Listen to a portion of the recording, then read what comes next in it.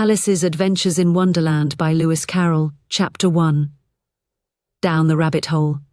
Alice was beginning to get very tired of sitting by her sister on the bank, and of having nothing to do. Once or twice she had peeped into the book her sister was reading, but it had no pictures or conversations in it. And what is the use of a book, thought Alice, without pictures or conversations?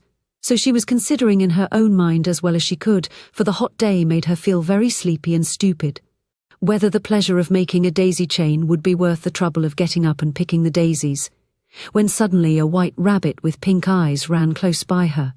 There was nothing so very remarkable in that, nor did Alice think it so very much out of the way to hear the rabbit say to itself, oh dear, I shall be late." When she thought it over afterwards, it occurred to her that she ought to have wondered at this, but at the time it all seemed quite natural. But when the rabbit actually took a watch out of its waistcoat pocket and looked at it, and then hurried on, Alice started to her feet. For it flashed across her mind that she had never before seen a rabbit with either a waistcoat pocket or a watch to take out of it, and burning with curiosity, she ran across the field after it, and fortunately was just in time to see it pop down a large rabbit hole under the hedge. In another moment, down went Alice after it, never once considering how in the world she was to get out again. The rabbit hole went straight on like a tunnel for some way, and then dipped suddenly down, so suddenly that Alice had not a moment to think about stopping herself before she found herself falling down a very deep well. Either the well was very deep, or she fell very slowly, for she had plenty of time as she went down to look about her and to wonder what was going to happen next. First, she tried to look down and make out what she was coming to, but it was too dark to see anything. Then she looked at the sides of the well, and noticed that they were filled with cupboards and bookshelves. Here and there she saw maps and pictures hung upon pegs. She took down a jar from one of the shelves as she passed. It was labelled orange marmalade, but to her great disappointment it was empty.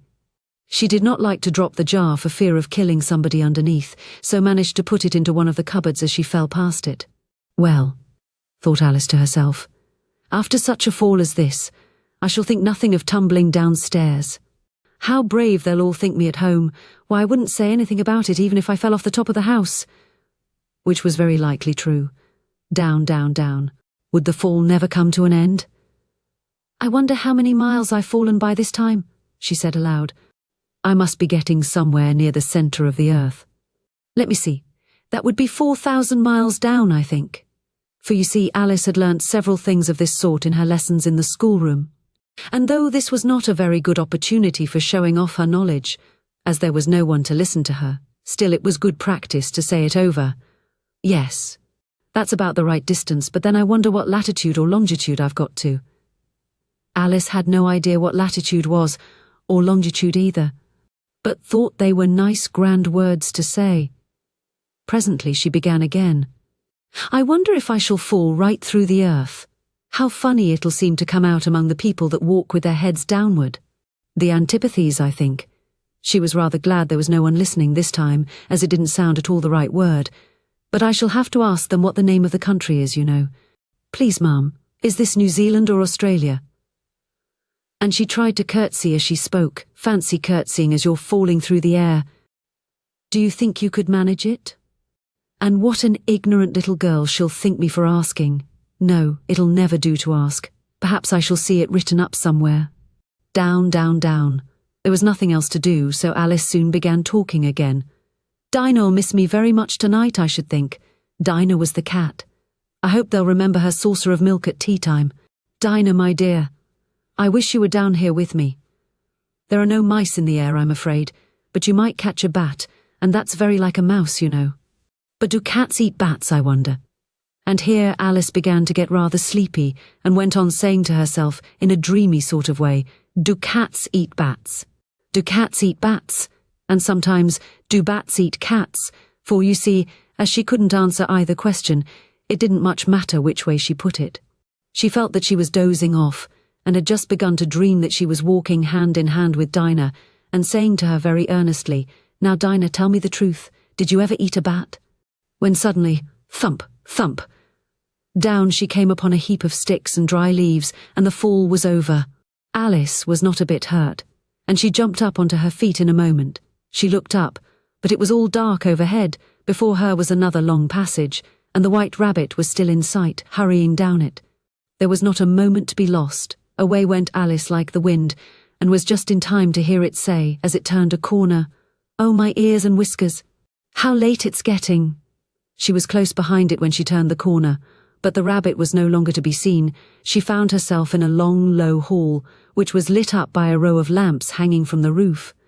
There were doors all round the hall, but they were all locked, and when Alice had been all the way down one side and up the other, trying every door, she walked sadly down the middle, wondering how she was ever to get out again. Suddenly she came upon a little three-legged table, all made of solid glass. There was nothing on it except a tiny golden key, and Alice's first thought was that it might belong to one of the doors of the hall. But alas!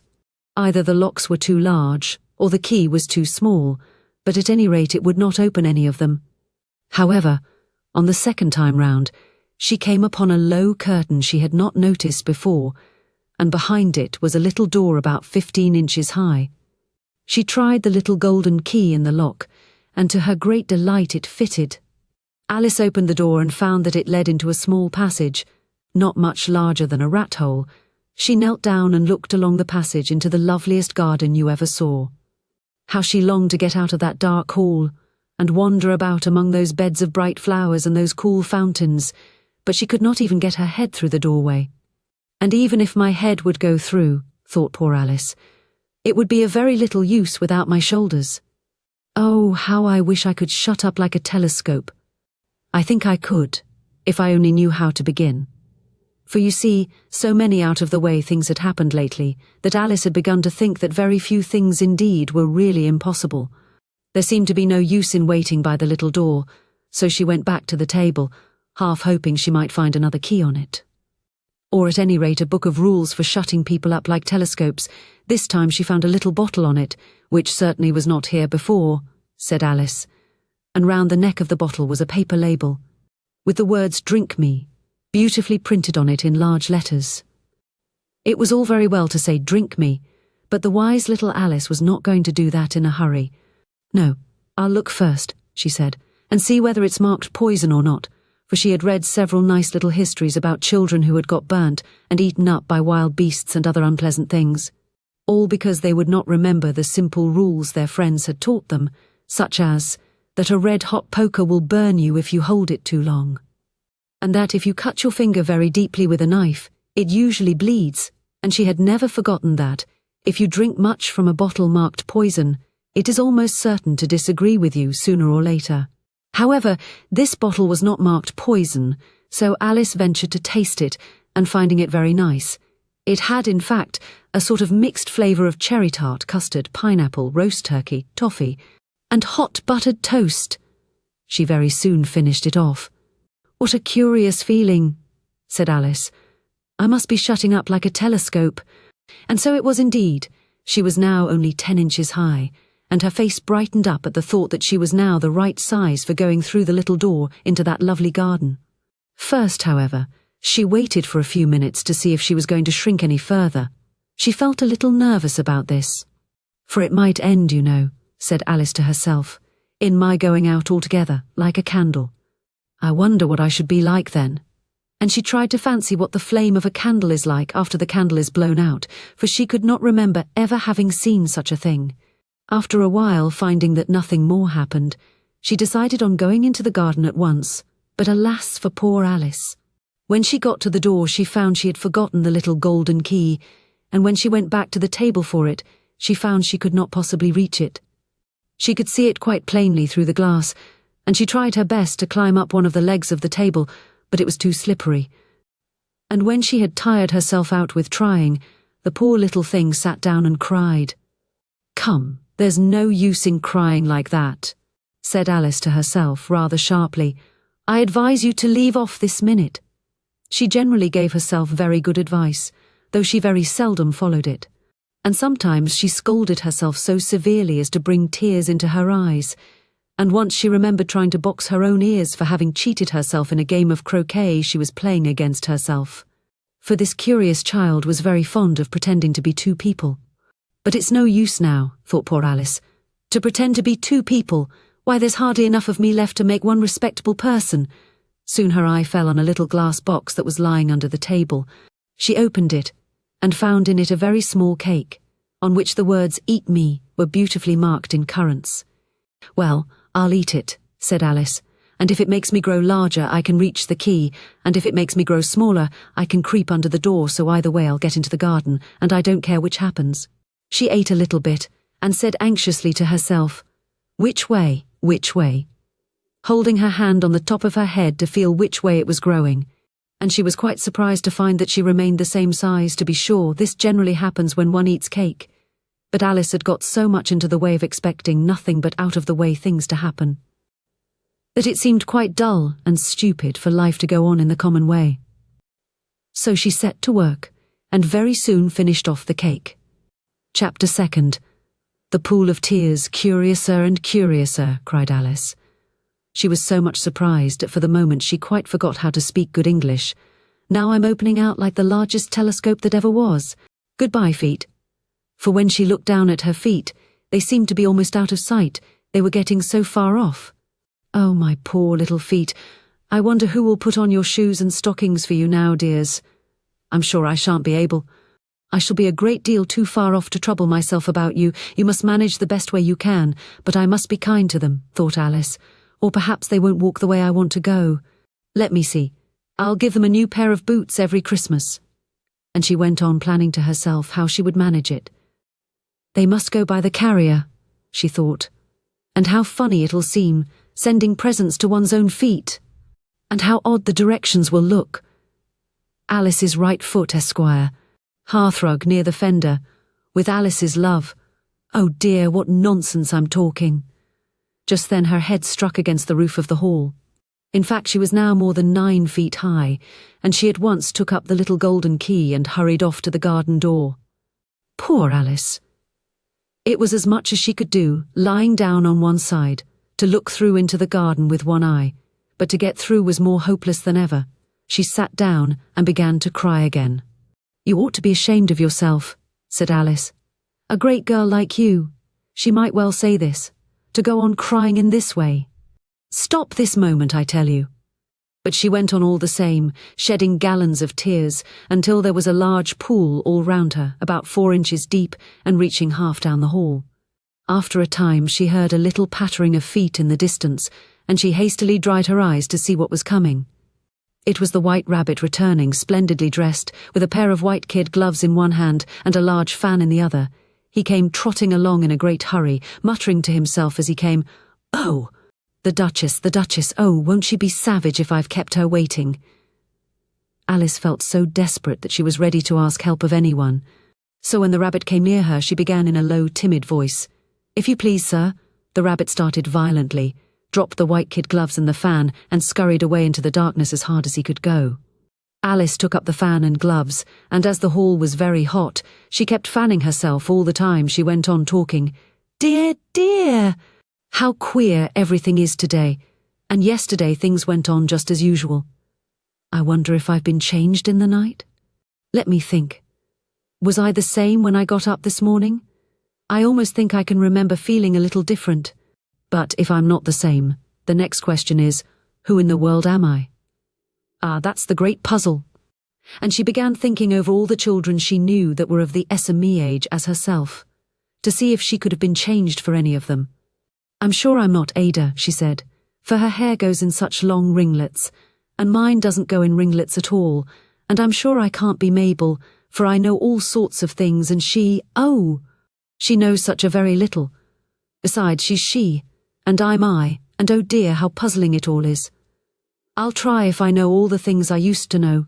Let me see, 4 times 5 is 12, and 4 times 6 is 13, and 4 times 7 is oh dear.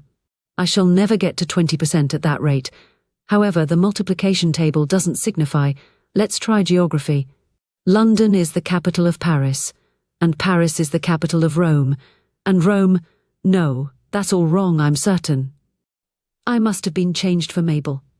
I'll try and say, how doth the little, and she crossed her hands on her lap, as if she were saying lessons, and began to repeat it, but her voice sounded hoarse and strange, and the words did not come the same as they used to do, How doth the little crocodile improve his shining tail, and pour the waters of the Nile on every golden scale? How cheerfully he seems to grin, how neatly spread his claws, and welcome little fishes in with gently smiling jaws. I'm sure those are not the right words, said poor Alice, and her eyes filled with tears again as she went on. I must be Mabel after all, and I shall have to go and live in that poky little house, and have next to no toys to play with, and oh, ever so many lessons to learn. No, I've made up my mind about it. If I'm Mabel, I'll stay down here. It'll be no use their putting their heads down and saying, come up again, dear. I shall only look up and say, who am I then? Tell me that first, and then, if I like being that person, I'll come up. If not, I'll stay down here till I'm somebody else, but oh dear, cried Alice with a sudden burst of tears. I do wish they would put their heads down. I am so very tired of being all alone here. As she said this, she looked down at her hands, and was surprised to see that she had put on one of the rabbit's little white kid gloves while she was talking. How can I have done that? She thought. I must be growing small again. She got up and went to the table to measure herself by it, and found that as nearly as she could guess, she was now about 2 feet high, and was going on shrinking rapidly. She soon found out that the cause of this was the fan she was holding, and she dropped it hastily, just in time to avoid shrinking away altogether. That was a narrow escape, said Alice, a good deal frightened at the sudden change, but very glad to find herself still in existence. And now for the garden! And she ran with all speed back to the little door, but alas! The little door was shut again, and the little golden key was lying on the glass table as before, and things are worse than ever, thought the poor child, for I never was so small as this before, never, and I declare it's too bad that it is. As she said these words, her foot slipped, and in another moment, splash! She was up to her chin in salt water. Her first idea was that she had somehow fallen into the sea, and in that case, I can go back by railway, she said to herself. Alice had been to the seaside once in her life, and had come to the general conclusion that wherever you go to on the English coast, you find a number of bathing machines in the sea. Some children digging in the sand with wooden spades, then a row of lodging houses, and behind them a railway station.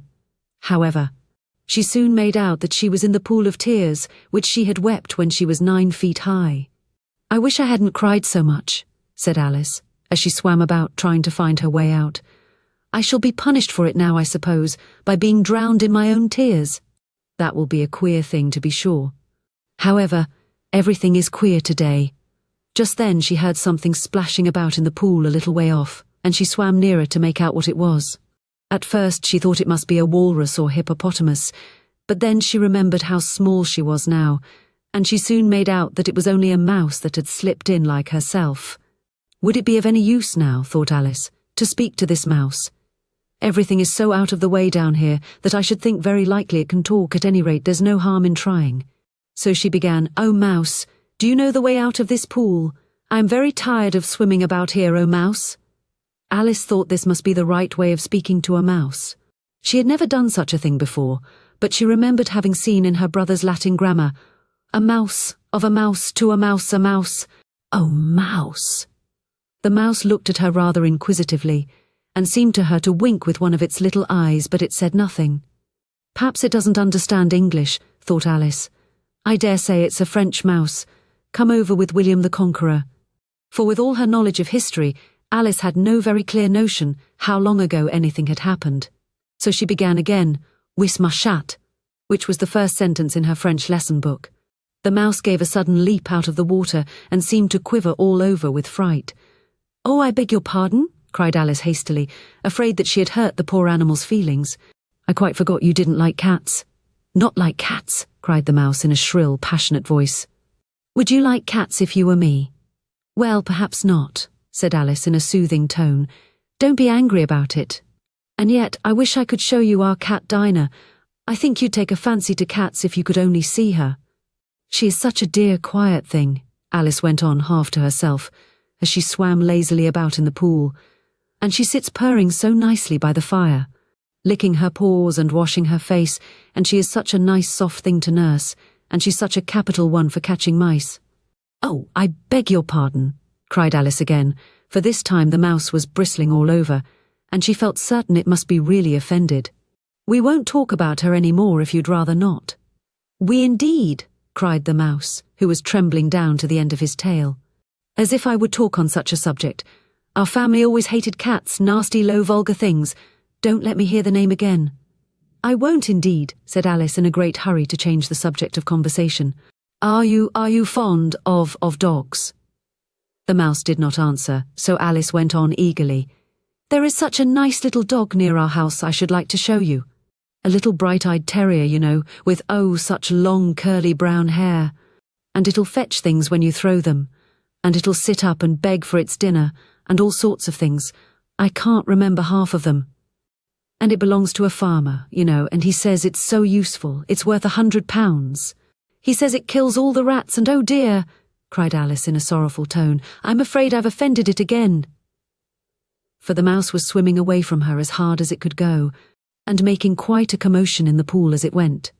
So she called softly after it, "Mouse dear, do come back again, and we won't talk about cats or dogs either if you don't like them." When the mouse heard this, it turned round and swam slowly back to her. Its face was quite pale with passion, Alice thought, and it said in a low, trembling voice, "Let us get to the shore, and then I'll tell you my history. And you'll understand why it is I hate cats and dogs." It was high time to go, for the pool was getting quite crowded with the birds and animals that had fallen into it. There were a duck and a dodo, a lory and an eaglet, and several other curious creatures. Alice led the way, and the whole party swam to the shore. Chapter 3. A Caucus Race and a Long Tail. They were indeed a queer-looking party that assembled on the bank. The birds with draggled feathers, the animals with their fur clinging close to them, and all dripping wet, cross, and uncomfortable. The first question, of course, was how to get dry again.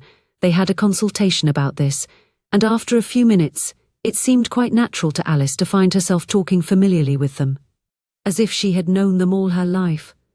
Indeed, she had quite a long argument with the lory, who at last turned sulky, and would only say, "I am older than you and must know better."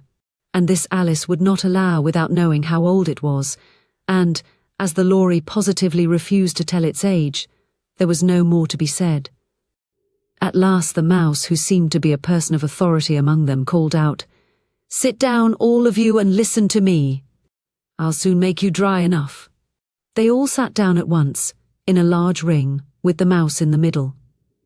Alice kept her eyes anxiously fixed on it, for she felt sure she would catch a bad cold if she did not get dry very soon. "Ahem," said the mouse with an important air. "Are you all ready? This is the driest thing I know. Silence all round, if you please." William the Conqueror, whose cause was favoured by the Pope, was soon submitted to by the English, who wanted leaders, and had been of late much accustomed to usurpation and conquest. Edwin and Morcar, the Earls of Mercia and Northumbria. "Ugh," said the lory with a shiver. "I beg your pardon," said the mouse, frowning but very politely. "Did you speak?" "Not I," said the lory hastily.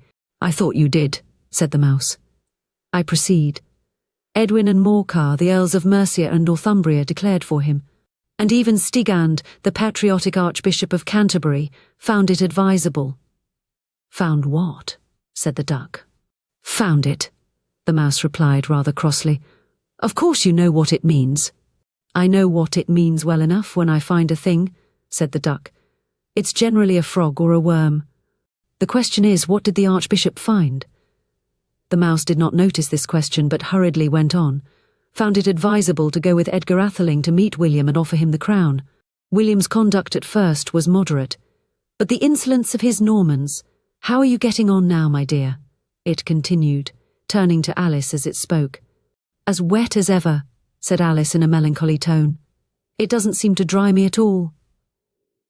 "In that case," said the dodo solemnly, rising to its feet, "I move that the meeting adjourn, for the immediate adoption of more energetic remedies." "Speak English," said the eaglet. "I don't know the meaning of half those long words, and, what's more, I don't believe you do either." And the eaglet bent down its head to hide a smile. Some of the other birds tittered audibly. "What I was going to say," said the dodo in an offended tone, "was that the best thing to get us dry would be a caucus race." "What is a caucus race?" said Alice. Not that she wanted much to know, but the dodo had paused as if it thought that somebody ought to speak, and no one else seemed inclined to say anything. "Why," said the dodo, "the best way to explain it is to do it. And as you might like to try the thing yourself some winter day, I will tell you how the dodo managed it. First, it marked out a race course. In a sort of circle. The exact shape doesn't matter, it said. And then all the party were placed along the course here and there. There was no 1, 2, 3 and away, but they began running when they liked and left off when they liked, so that it was not easy to know when the race was over. However, when they had been running half an hour or so and were quite dry again, the dodo suddenly called out, 'The race is over!' And they all crowded round it, panting and asking, 'But who has won?' This question the dodo could not answer without a great deal of thought, and it sat for a long time with one finger pressed upon its forehead, the position in which you usually see Shakespeare, in the pictures of him, while the rest waited in silence. At last the dodo said, 'Everybody has won, and all must have prizes.' 'But who is to give the prizes?' quite a chorus of voices asked. 'Why, she, of course,' said the dodo, pointing to Alice with one finger, and the whole party at once crowded round her, calling out in a confused way, 'Prizes! Prizes!' Alice had no idea what to do, and in despair she put her hand in her pocket and pulled out a box of comfits. Luckily the salt water had not got into it, and handed them round as prizes.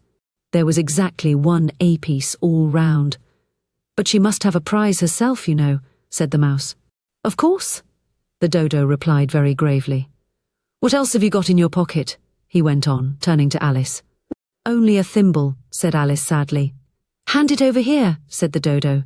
Then they all crowded round her once more, while the dodo solemnly presented the thimble, saying, 'We beg your acceptance of this elegant thimble,' and, when it had finished this short speech, they all cheered. Alice thought the whole thing very absurd, but they all looked so grave that she did not dare to laugh, and, as she could not think of anything to say, she simply bowed, and took the thimble, looking as solemn as she could. The next thing was to eat the comfits. This caused some noise and confusion, as the large birds complained that they could not taste theirs, and the small ones choked and had to be patted on the back. However, it was over at last, and they sat down again in a ring and begged the mouse to tell them something more. "You promised to tell me your history, you know," said Alice, "and why it is you hate C&D, she added in a whisper, half afraid that it would be offended again. "Mine is a long and a sad tale," said the mouse, turning to Alice and sighing. "It is a long tale, certainly," said Alice, looking down with wonder at the mouse's tail. "But why do you call it sad?" And she kept on puzzling about it while the mouse was speaking, so that her idea of the tale was something like this. Fury said to a mouse that he met in the house, "Let us both go to law, I will prosecute you. Come, I'll take no denial. We must have a trial, for really this morning I've nothing to do." Said the mouse to the cur, "Such a trial, dear sir, with no jury or judge would be wasting our breath." "I'll be judge, I'll be jury," said cunning old Fury. "I'll try the whole cause and condemn you to death." "You are not attending," said the mouse to Alice severely. "What are you thinking of?" "I beg your pardon," said Alice very humbly. "You had got to the 5th bend, I think." "I had not," cried the mouse sharply and very angrily. "A knot," said Alice, always ready to make herself useful and looking anxiously about her. "Oh, do let me help to undo it." "I shall do nothing of the sort," said the mouse, getting up and walking away. "You insult me by talking such nonsense." "I didn't mean it," pleaded poor Alice. "But you're so easily offended, you know." The mouse only growled in reply. "Please come back and finish your story," Alice called after it, and the others all joined in chorus. "Yes, please do." But the mouse only shook its head impatiently and walked a little quicker. What a pity it wouldn't stay, sighed the lorry, as soon as it was quite out of sight, and an old crab took the opportunity of saying to her daughter, "Ah, my dear, let this be a lesson to you never to lose your temper." "Hold your tongue, Ma," said the young crab, a little snappishly. "You're enough to try the patience of an oyster." "I wish I had our Dinah here, I know I do," said Alice aloud, addressing nobody in particular. "She'd soon fetch it back." "And who is Dinah, if I might venture to ask the question?" said the lorry. Alice replied eagerly, for she was always ready to talk about her pet. "Dinah's our cat, and she's such a capital one for catching mice you can't think. And oh, I wish you could see her after the birds. Why, she'll eat a little bird as soon as look at it." This speech caused a remarkable sensation among the party. Some of the birds hurried off at once, one old magpie began wrapping itself up very carefully, remarking, "I really must be getting home. The night air doesn't suit my throat." And a canary called out in a trembling voice to its children, "Come away, my dears. It's high time you were all in bed." On various pretexts they all moved off, and Alice was soon left alone. "I wish I hadn't mentioned Dinah," she said to herself in a melancholy tone. "Nobody seems to like her down here, and I'm sure she's the best cat in the world. Oh, my dear Dinah, I wonder if I shall ever see you any more." And here poor Alice began to cry again, for she felt very lonely and low-spirited. In a little while, however, she again heard a little pattering of footsteps in the distance, and she looked up eagerly, half hoping that the mouse had changed his mind, and was coming back to finish his story. Chapter 4. The Rabbit Sends in a Little Bill. It was the White Rabbit, trotting slowly back again, and looking anxiously about as it went, as if it had lost something, and she heard it muttering to itself, "The Duchess, the Duchess. Oh, my dear paws, oh, my fur and whiskers. She'll get me executed, as sure as ferrets are ferrets. Where can I have dropped them, I wonder?" Alice guessed in a moment that it was looking for the fan and the pair of white kid gloves, and she very good-naturedly began hunting about for them. But they were nowhere to be seen. Everything seemed to have changed since her swim in the pool, and the great hall with the glass table and the little door had vanished completely. Very soon the rabbit noticed Alice as she went hunting about, and called out to her in an angry tone, "Why, Mary Ann, what are you doing out here? Run home this moment, and fetch me a pair of gloves and a fan. Quick now." And Alice was so much frightened that she ran off at once in the direction it pointed to, without trying to explain the mistake it had made. "He took me for his housemaid," she said to herself as she ran. "How surprised he'll be when he finds out who I am. But I'd better take him his fan and gloves, that is, if I can find them." As she said this, she came upon a neat little house, on the door of which was a bright brass plate with the name W. Rabbit engraved upon it. She went in without knocking, and hurried upstairs in great fear lest she should meet the real Mary Ann, and be turned out of the house before she had found the fan and gloves. "How queer it seems," Alice said to herself, "to be going messages for a rabbit. I suppose Dinah'll be sending me on messages next." And she began fancying the sort of thing that would happen. "Miss Alice, come here directly and get ready for your walk." "Coming in a minute, nurse. But I've got to see that the mouse doesn't get out. Only I don't think," Alice went on, "that they'd let Dinah stop in the house if it began ordering people about like that." By this time she had found her way into a tidy little room with a table in the window, and on it, as she had hoped, a fan and 2 or 3 pairs of tiny white kid gloves. She took up the fan and a pair of the gloves, and was just going to leave the room, when her eye fell upon a little bottle that stood near the looking-glass. There was no label this time with the words "Drink me," but nevertheless she uncorked it and put it to her lips. "I know something interesting is sure to happen," she said to herself, "whenever I eat or drink anything, so I'll just see what this bottle does. I do hope it'll make me grow large again, for really I'm quite tired of being such a tiny little thing." It did so indeed, and much sooner than she had expected.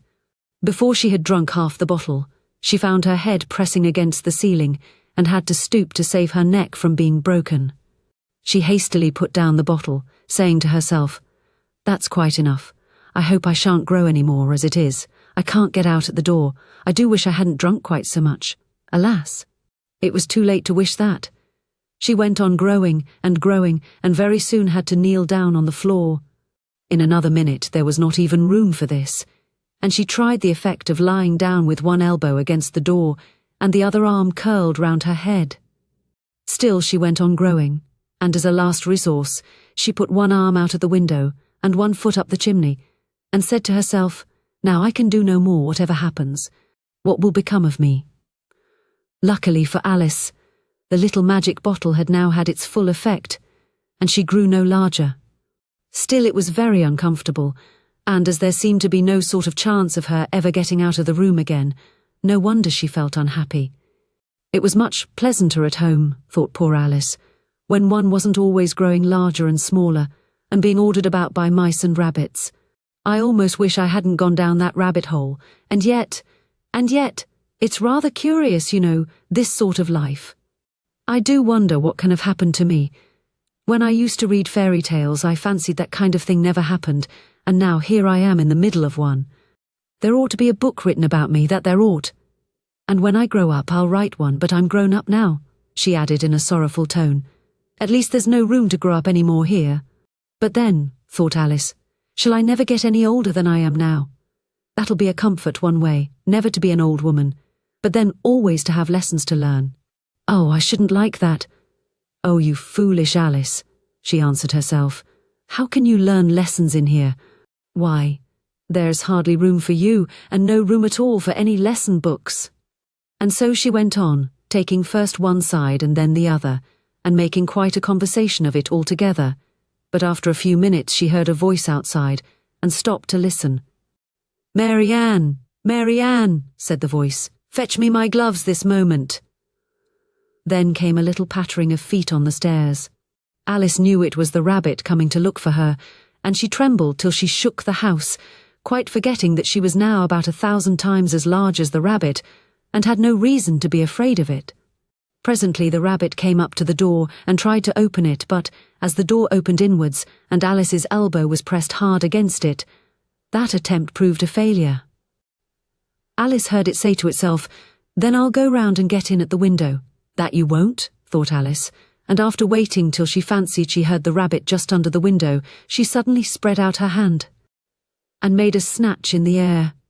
She did not get hold of anything, but she heard a little shriek and a fall, and a crash of broken glass, from which she concluded that it was just possible it had fallen into a cucumber frame, or something of the sort.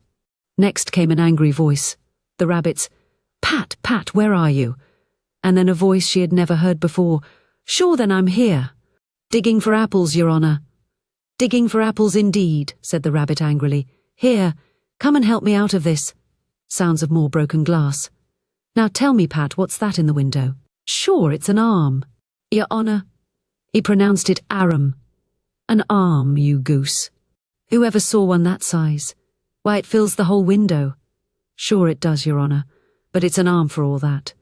"Well, it's got no business there, at any rate. Go and take it away." There was a long silence after this, and Alice could only hear whispers now and then, such as, "Sure, I don't like it, Your Honour, at all, at all. Do as I tell you, you coward." And at last she spread out her hand again and made another snatch in the air. This time there were 2 little shrieks and more sounds of broken glass. What a number of cucumber frames there must be, thought Alice. I wonder what they'll do next. As for pulling me out of the window, I only wish they could. I'm sure I don't want to stay in here any longer. She waited for some time without hearing anything more. At last came a rumbling of little cartwheels, and the sound of a good many voices all talking together. She made out the words, "Where's the other ladder? Why, I hadn't to bring but one, Bill's got the other, Bill. Fetch it here, lad. Here, put 'em up at this corner. No, tie 'em together first, they don't reach half high enough yet, oh. They'll do well enough, don't be particular. Here, Bill. Catch hold of this rope, will the roof bear? Mind that loose slate, oh, it's coming down. Heads below." A loud crash. "Now, who did that?" "It was Bill, I fancy. Who's to go down the chimney?" "Nay, I shan't. You do it." "That I won't then. Bill's to go down here, Bill. The master says you're to go down the chimney." "Oh, so Bill's got to come down the chimney, has he?" said Alice to herself. "Shy, they seem to put everything upon Bill. I wouldn't be in Bill's place for a good deal. This fireplace is narrow, to be sure, but I think I can kick a little." She drew her foot as far down the chimney as she could, and waited till she heard a little animal. She couldn't guess of what sort it was, scratching and scrambling about in the chimney close above her. Then, saying to herself, "This is Bill," she gave one sharp kick, and waited to see what would happen next. The first thing she heard was a general chorus of "There goes Bill," then the rabbit's voice along, "Catch him, you by the hedge," then silence, and then another confusion of voices. "Hold up his head, Brandy, now. Don't choke him. How was it, old fellow? What happened to you? Tell us all about it." Last came a little feeble, squeaking voice. "That's Bill," thought Alice. "Well, I hardly know. No more, thank ye, I'm better now, but I'm a deal too flustered to tell you. All I know is, something comes at me like a jack in the box, and up I goes like a skyrocket." "So you did, old fellow," said the others. "We must burn the house down," said the rabbit's voice, and Alice called out as loud as she could, "If you do, I'll set Dinah at you." There was a dead silence instantly, and Alice thought to herself, "I wonder what they will do next. If they had any sense, they'd take the roof off." After a minute or two, they began moving about again, and Alice heard the rabbit say, "A barrowful will do to begin with." A barrowful of what? Thought Alice. But she had not long to doubt, for the next moment a shower of little pebbles came rattling in at the window, and some of them hit her in the face. "I'll put a stop to this," she said to herself, and shouted out, "You'd better not do that again," which produced another dead silence. Alice noticed with some surprise that the pebbles were all turning into little cakes as they lay on the floor, and a bright idea came into her head. "If I eat one of these cakes," she thought, "it's sure to make some change in my size, and as it can't possibly make me larger, it must make me smaller, I suppose." So she swallowed one of the cakes, and was delighted to find that she began shrinking directly. As soon as she was small enough to get through the door, she ran out of the house, and found quite a crowd of little animals and birds waiting outside. The poor little lizard Bill was in the middle, being held up by 2 guinea pigs who were giving it something out of a bottle. They all made a rush at Alice the moment she appeared, but she ran off as hard as she could, and soon found herself safe in a thick wood. "The first thing I've got to do," said Alice to herself, as she wandered about in the wood, "is to grow to my right size again, and the second thing is to find my way into that lovely garden. I think that will be the best plan." It sounded an excellent plan, no doubt, and very neatly and simply arranged. The only difficulty was that she had not the smallest idea how to set about it. And while she was peering about anxiously among the trees, a little sharp bark just over her head made her look up in a great hurry. An enormous puppy was looking down at her with large round eyes and feebly stretching out one paw, trying to touch her. "Poor little thing," said Alice in a coaxing tone, and she tried hard to whistle to it, but she was terribly frightened all the time at the thought that it might be hungry, in which case it would be very likely to eat her up in spite of all her coaxing. Hardly knowing what she did, she picked up a little bit of stick and held it out to the puppy, whereupon the puppy jumped into the air off all its feet at once with a yelp of delight and rushed at the stick, and made believe to worry it. Then Alice dodged behind a great thistle to keep herself from being run over, and the moment she appeared on the other side, the puppy made another rush at the stick and tumbled head over heels in its hurry to get hold of it. Then Alice, thinking it was very like having a game of play with a cart horse, and expecting every moment to be trampled under its feet, ran round the thistle again. Then the puppy began a series of short charges at the stick, running a very little way forwards each time and a long way back, and barking hoarsely all the while, till at last it sat down a good way off, panting, with its tongue hanging out of its mouth and its great eyes half shut. This seemed to Alice a good opportunity for making her escape, so she set off at once, and ran till she was quite tired and out of breath, until the puppy's bark sounded quite faint in the distance. "And yet what a dear little puppy it was," said Alice, as she leant against a buttercup to rest herself and fanned herself with one of the leaves. "I should have liked teaching it tricks very much if I'd only been the right size to do it. Oh dear, I'd nearly forgotten that I've got to grow up again. Let me see, how is it to be managed? I suppose I ought to eat or drink something or other. But the great question is, what?" The great question certainly was, what? Alice looked all round her at the flowers and the blades of grass, but she did not see anything that looked like the right thing to eat or drink under the circumstances.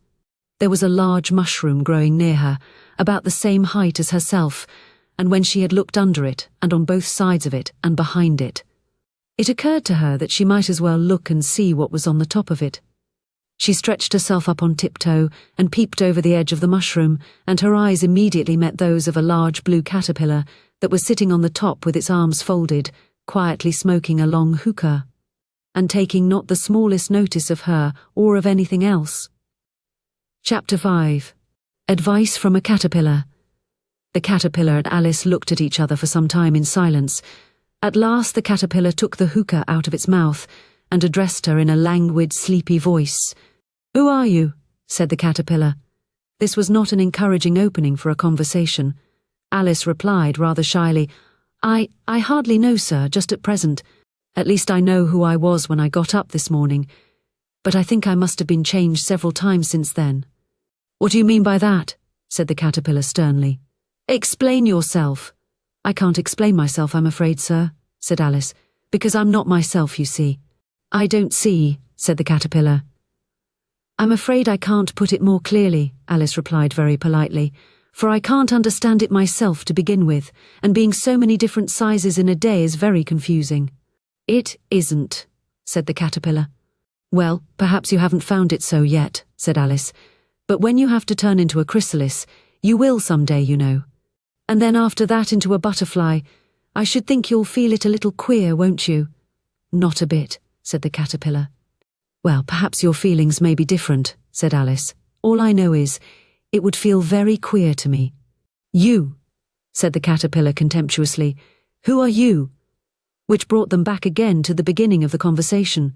Alice felt a little irritated at the caterpillars making such very short remarks, and she drew herself up and said very gravely, "I think you ought to tell me who you are first." "Why?" said the caterpillar. Here was another puzzling question, and as Alice could not think of any good reason, and as the caterpillar seemed to be in a very unpleasant state of mind, she turned away.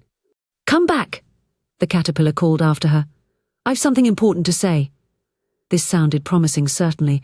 Alice turned and came back again. "Keep your temper," said the caterpillar.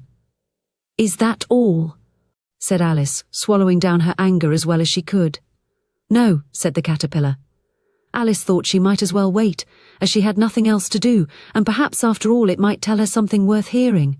For some minutes it puffed away without speaking, but at last it unfolded its arms, took the hookah out of its mouth again, and said, "So you think you're changed, do you?"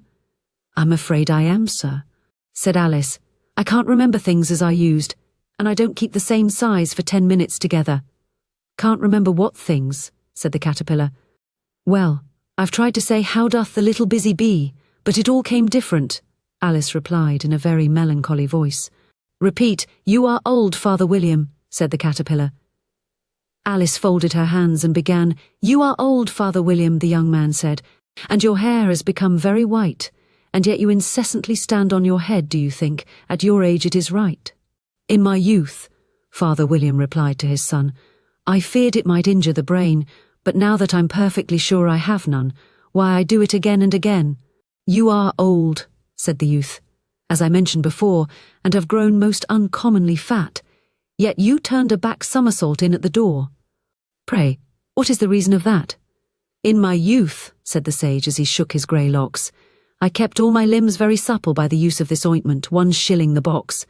"Allow me to sell you a couple." "You are old," said the youth, "and your jaws are too weak for anything tougher than suet, yet you finished the goose with the bones and the beak. Pray, how did you manage to do it?" "In my youth," said his father, "I took to the law and argued each case with my wife, and the muscular strength which it gave to my jaw has lasted the rest of my life." "You are old," said the youth. "One would hardly suppose that your eye was as steady as ever, yet you balanced an eel on the end of your nose. What made you so awfully clever?" "I have answered 3 questions, and that is enough," said his father. "Don't give yourself airs. Do you think I can listen all day to such stuff? Be off, or I'll kick you downstairs." "That is not said right," said the caterpillar. "Not quite right, I'm afraid," said Alice timidly. "Some of the words have got altered." "It is wrong from beginning to end," said the caterpillar decidedly, and there was silence for some minutes. The caterpillar was the first to speak. "What size do you want to be?" it asked. "Oh, I'm not particular as to size," Alice hastily replied. "Only one doesn't like changing so often, you know." "I don't know," said the caterpillar. Alice said nothing. She had never been so much contradicted in her life before, and she felt that she was losing her temper. "Are you content now?" said the caterpillar. "Well, I should like to be a little larger, sir, if you wouldn't mind," said Alice. 3 inches is such a wretched height to be." "It is a very good height indeed," said the caterpillar angrily, rearing itself upright as it spoke. "It was exactly 3 inches high." "But I'm not used to it," pleaded poor Alice in a piteous tone. And she thought of herself, "I wish the creatures wouldn't be so easily offended." "You'll get used to it in time," said the caterpillar, and it put the hookah into its mouth and began smoking again. This time Alice waited patiently until it chose to speak again. In a minute or two, the caterpillar took the hookah out of its mouth and yawned once or twice, and shook itself. Then it got down off the mushroom and crawled away in the grass, merely remarking as it went, "One side will make you grow taller, and the other side will make you grow shorter." One side of what? The other side of what? Thought Alice to herself. Of the mushroom, said the caterpillar, just as if she had asked it aloud, and in another moment it was out of sight. Alice remained looking thoughtfully at the mushroom for a minute, trying to make out which were the two sides of it, and as it was perfectly round, she found this a very difficult question. However, at last she stretched her arms round it as far as they would go, and broke off a bit of the edge with each hand. "And now which is which?" she said to herself, and nibbled a little of the right-hand bit to try the effect. The next moment she felt a violent blow underneath her chin. It had struck her foot. She was a good deal frightened by this very sudden change, but she felt that there was no time to be lost, as she was shrinking rapidly, so she set to work at once to eat some of the other bit. Her chin was pressed so closely against her foot that there was hardly room to open her mouth, but she did it at last, and managed to swallow a morsel of the left-hand bit. "Come, my head's free at last," said Alice in a tone of delight, which changed into alarm in another moment, when she found that her shoulders were nowhere to be found. All she could see, when she looked down, was an immense length of neck, which seemed to rise like a stalk out of a sea of green leaves that lay far below her. "What can all that green stuff be?" said Alice. "And where have my shoulders got to? And oh, my poor hands, how is it I can't see you?" She was moving them about as she spoke, but no result seemed to follow, except a little shaking among the distant green leaves. As there seemed to be no chance of getting her hands up to her head, she tried to get her head down to them, and was delighted to find that her neck would bend about easily in any direction, like a serpent. She had just succeeded in curving it down into a graceful zigzag, and was going to dive in among the leaves, which she found to be nothing but the tops of the trees under which she had been wandering, when a sharp hiss made her draw back in a hurry. A large pigeon had flown into her face, and was beating her violently with its wings. "Serpent!" screamed the pigeon. "I'm not a serpent," said Alice indignantly. "Let me alone." "Serpent, I say again," repeated the pigeon, but in a more subdued tone, and added with a kind of sob, "I've tried every way, and nothing seems to suit them." "I haven't the least idea what you're talking about," said Alice. "I've tried the roots of trees, and I've tried banks, and I've tried hedges," the pigeon went on without attending to her. "But those serpents, there's no pleasing them." Alice was more and more puzzled, but she thought there was no use in saying anything more till the pigeon had finished. "As if it wasn't trouble enough hatching the eggs," said the pigeon. "But I must be on the lookout for serpents night and day. Why, I haven't had a wink of sleep these 3 weeks." "I'm very sorry you've been annoyed," said Alice, who was beginning to see its meaning. "And just as I'd taken the highest tree in the wood," continued the pigeon, raising its voice to a shriek, "and just as I was thinking I should be free of them at last, they must needs come wriggling down from the sky. Ugh, serpent." "But I'm not a serpent, I tell you," said Alice. I'm a, well, what are you?" said the pigeon. "I can see you're trying to invent something." I'm a little girl," said Alice, rather doubtfully, as she remembered the number of changes she had gone through that day. "A likely story indeed," said the pigeon in a tone of the deepest contempt. "I've seen a good many little girls in my time, but never one with such a neck as that. No, you're a serpent, and there's no use denying it. I suppose you'll be telling me next that you never tasted an egg." "I have tasted eggs, certainly," said Alice, who was a very truthful child.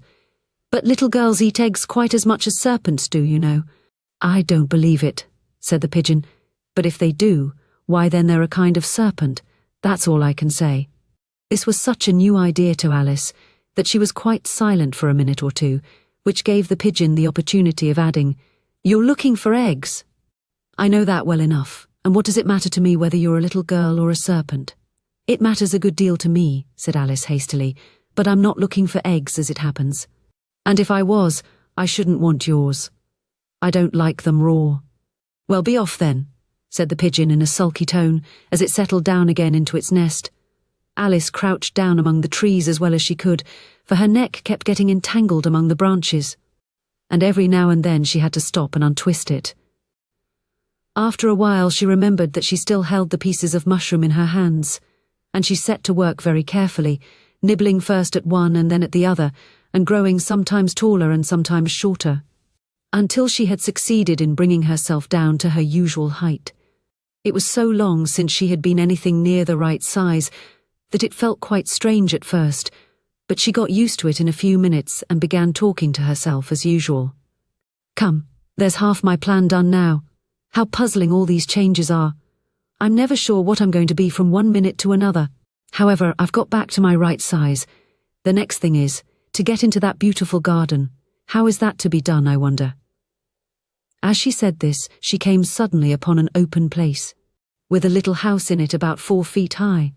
"Whoever lives there," thought Alice, "it'll never do to come upon them this size. Why, I should frighten them out of their wits." So she began nibbling at the right-hand bit again, and did not venture to go near the house till she had brought herself down to 9 inches high. Chapter 6. Pig and Pepper. For a minute or two she stood looking at the house and wondering what to do next, when suddenly a footman in livery came running out of the wood. She considered him to be a footman because he was in livery. Otherwise, judging by his face only, she would have called him a fish, and rapped loudly at the door with his knuckles. It was opened by another footman in livery, with a round face and large eyes like a frog, and both footmen, Alice noticed, had powdered hair that curled all over their heads. She felt very curious to know what it was all about, and crept a little way out of the wood to listen. The fish footman began by producing from under his arm a great letter, nearly as large as himself, and this he handed over to the other, saying in a solemn tone, "For the Duchess, an invitation from the Queen to play croquet." The frog footman repeated in the same solemn tone, only changing the order of the words a little, "From the Queen, an invitation for the Duchess to play croquet." Then they both bowed low, and their curls got entangled together. Alice laughed so much at this that she had to run back into the wood for fear of their hearing her. And when she next peeped out, the fish footman was gone, and the other was sitting on the ground near the door, staring stupidly up into the sky. Alice went timidly up to the door and knocked. "There's no sort of use in knocking," said the footman, "and that for 2 reasons. First, because I'm on the same side of the door as you are. Secondly, because they're making such a noise inside, no one could possibly hear you. And certainly there was a most extraordinary noise going on within, a constant howling and sneezing, and every now and then a great crash, as if a dish or kettle had been broken to pieces." "Please then," said Alice, "how am I to get in?" "There might be some sense in your knocking," the footman went on without attending to her, "if we had the door between us. For instance, if you were inside, you might knock and I could let you out, you know." He was looking up into the sky all the time he was speaking, and this Alice thought decidedly uncivil. "But perhaps he can't help it," she said to herself. "His eyes are so very nearly at the top of his head. But at any rate he might answer questions. How am I to get in?" she repeated aloud. "I shall sit here," the footman remarked, "till tomorrow." At this moment the door of the house opened, and a large plate came skimming out. Straight at the footman's head, it just grazed his nose, and broke to pieces against one of the trees behind him. "Or next day, maybe," the footman continued in the same tone, exactly as if nothing had happened. "How am I to get in?" asked Alice again, in a louder tone. "Are you to get in at all?" said the footman. "That's the first question, you know." It was no doubt only Alice did not like to be told so. "It's really dreadful," she muttered to herself, "the way all the creatures argue. It's enough to drive one crazy." The footman seemed to think this a good opportunity for repeating his remark, with variations. "I shall sit here," he said, "on and off for days and days." "But what am I to do?" said Alice. "Anything you like," said the footman, and began whistling. "Oh, there's no use in talking to him," said Alice desperately. "He's perfectly idiotic," and she opened the door and went in. The door led right into a large kitchen, which was full of smoke from one end to the other. The Duchess was sitting on a 3-legged stool in the middle, nursing a baby.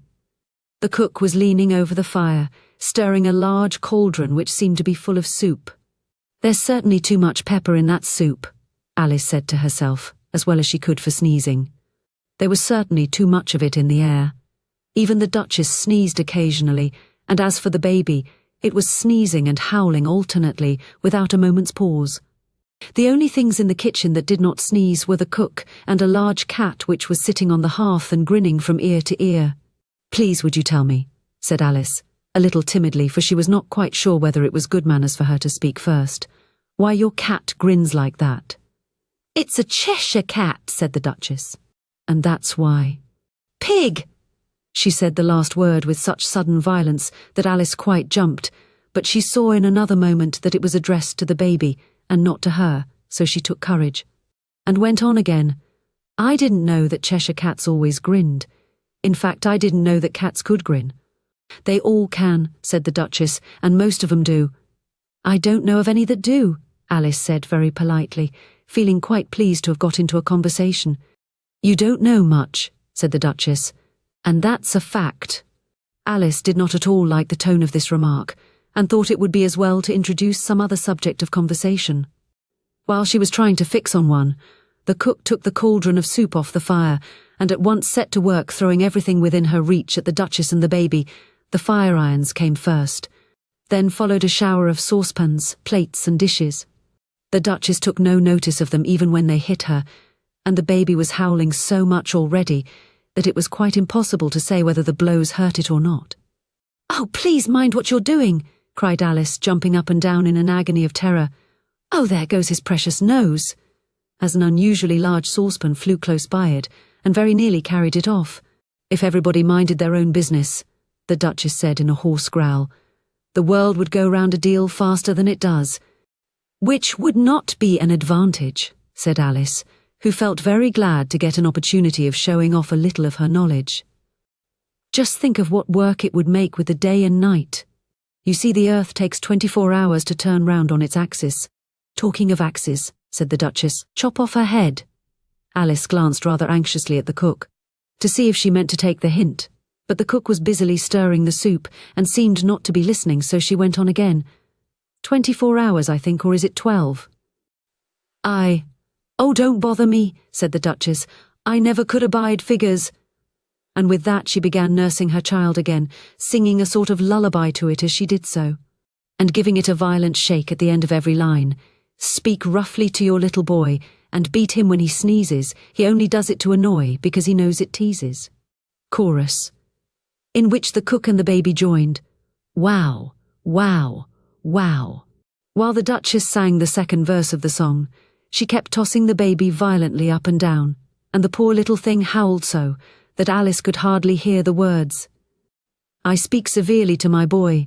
I beat him when he sneezes, for he can thoroughly enjoy the pepper when he pleases." Chorus. "Wow, wow, wow. Here, you may nurse it a bit if you like," the Duchess said to Alice, flinging the baby at her as she spoke. "I must go and get ready to play croquet with the Queen." And she hurried out of the room. The cook threw a frying pan after her as she went out, but it just missed her. Alice caught the baby with some difficulty, as it was a queer-shaped little creature, and held out its arms and legs in all directions, just like a starfish, thought Alice. The poor little thing was snorting like a steam engine when she caught it, and kept doubling itself up and straightening itself out again, so that altogether for the first minute or two, it was as much as she could do to hold it. As soon as she had made out the proper way of nursing it, which was to twist it up into a sort of knot, and then keep tight hold of its right ear and left foot so as to prevent its undoing itself, she carried it out into the open air. "If I don't take this child away with me," thought Alice, "they're sure to kill it in a day or two. Wouldn't it be murder to leave it behind?" She said the last words out loud, and the little thing grunted in reply. It had left off sneezing by this time. "Don't grunt," said Alice. "That's not at all a proper way of expressing yourself." The baby grunted again, and Alice looked very anxiously into its face to see what was the matter with it. There could be no doubt that it had a very turn-up nose, much more like a snout than a real nose. Also, its eyes were getting extremely small for a baby. Altogether, Alice did not like the look of the thing at all. But perhaps it was only sobbing, she thought, and looked into its eyes again to see if there were any tears. No, there were no tears. "If you're going to turn into a pig, my dear," said Alice seriously, "I'll have nothing more to do with you. Mind now." The poor little thing sobbed again or grunted, it was impossible to say which, and they went on for some while in silence. Alice was just beginning to think to herself Now what am I to do with this creature when I get it home? When it grunted again so violently that she looked down into its face in some alarm. This time there could be no mistake about it. It was neither more nor less than a pig, and she felt that it would be quite absurd for her to carry it further. So she set the little creature down, and felt quite relieved to see it trot away quietly into the wood. If it had grown up, she said to herself, it would have made a dreadfully ugly child, but it makes rather a handsome pig, I think. And she began thinking over other children she knew, who might do very well as pigs, and was just saying to herself, if one only knew the right way to change them, when she was a little startled by seeing the Cheshire Cat sitting on a bough of a tree a few yards off. The cat only grinned when it saw Alice. It looked good-natured, she thought. Still, it had very long claws and a great many teeth, so she felt that it ought to be treated with respect.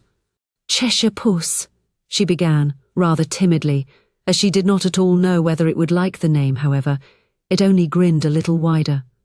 Come, it's pleased so far, thought Alice, and she went on. Would you tell me, please, which way I ought to go from here?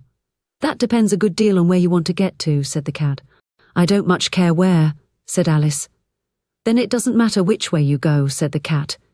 So long as I get somewhere, Alice added as an explanation. Oh, you're sure to do that, said the cat, if you only walk long enough. Alice felt that this could not be denied, so she tried another question. What sort of people live about here? In that direction, the cat said, waving its right paw round. Lives a hatter, and in that direction, waving the other paw, lives a March hare. Visit either you like. They're both mad. But I don't want to go among mad people, Alice remarked. Oh, you can't help that, said the cat. We're all mad here. I'm mad. You're mad. How do you know I'm mad? Said Alice. You must be, said the cat, or you wouldn't have come here. Alice didn't think that proved it at all, however. She went on, and how do you know that you're mad? To begin with, said the cat, a dog's not mad. You grant that? I suppose so, said Alice. Well then, the cat went on, you see, a dog growls when it's angry and wags its tail when it's pleased. Now I growl when I'm pleased and wag my tail when I'm angry. Therefore I'm mad. I call it purring, not growling, said Alice. Call it what you like, said the cat. Do you play croquet with the Queen today? I should like it very much, said Alice, but I haven't been invited yet. You'll see me there, said the cat, and vanished. Alice was not much surprised at this. She was getting so used to queer things happening. While she was looking at the place where it had been, it suddenly appeared again. By the by, what became of the baby? Said the cat. I'd nearly forgotten to ask. It turned into a pig, Alice quietly said, just as if it had come back in a natural way. I thought it would, said the cat, and vanished again. Alice waited a little, half expecting to see it again, but it did not appear. And after a minute or two she walked on in the direction in which the March hare was said to live. I've seen hatters before, she said to herself. The March hare will be much the most interesting, and perhaps as this is May it won't be raving mad, at least not so mad as it was in March. As she said this, she looked up, and there was the cat again, sitting on a branch of a tree. Did you say pig or fig? Said the cat. I said pig, replied Alice. And I wish you wouldn't keep appearing and vanishing so suddenly. You make one quite giddy.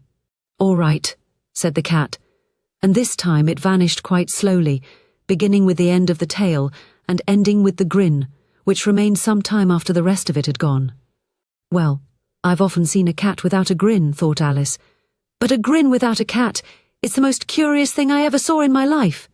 She had not gone much farther before she came in sight of the house of the March hare. She thought it must be the right house, because the chimneys were shaped like ears and the roof was thatched with fur.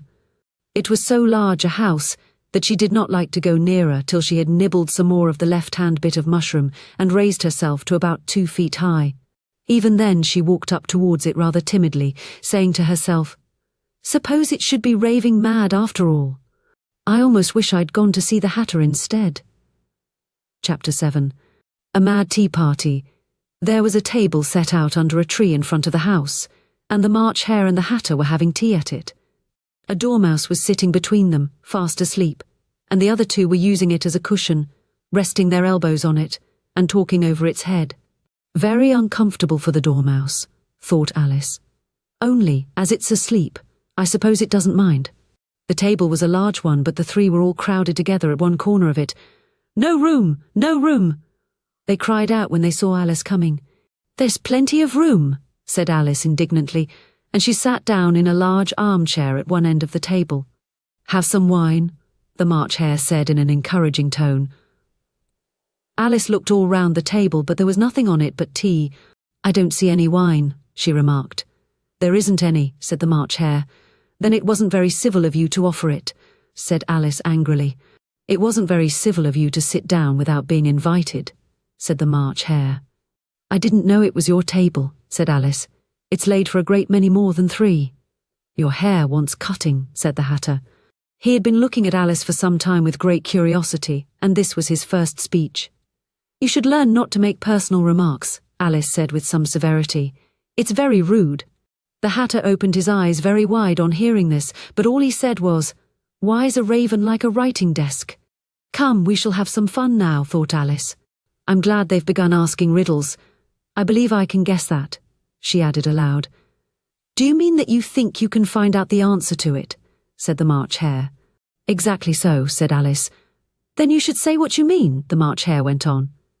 I do, Alice hastily replied. At least I mean what I say. That's the same thing, you know. Not the same thing a bit, said the Hatter. You might just as well say that I see what I eat is the same thing as I eat what I see.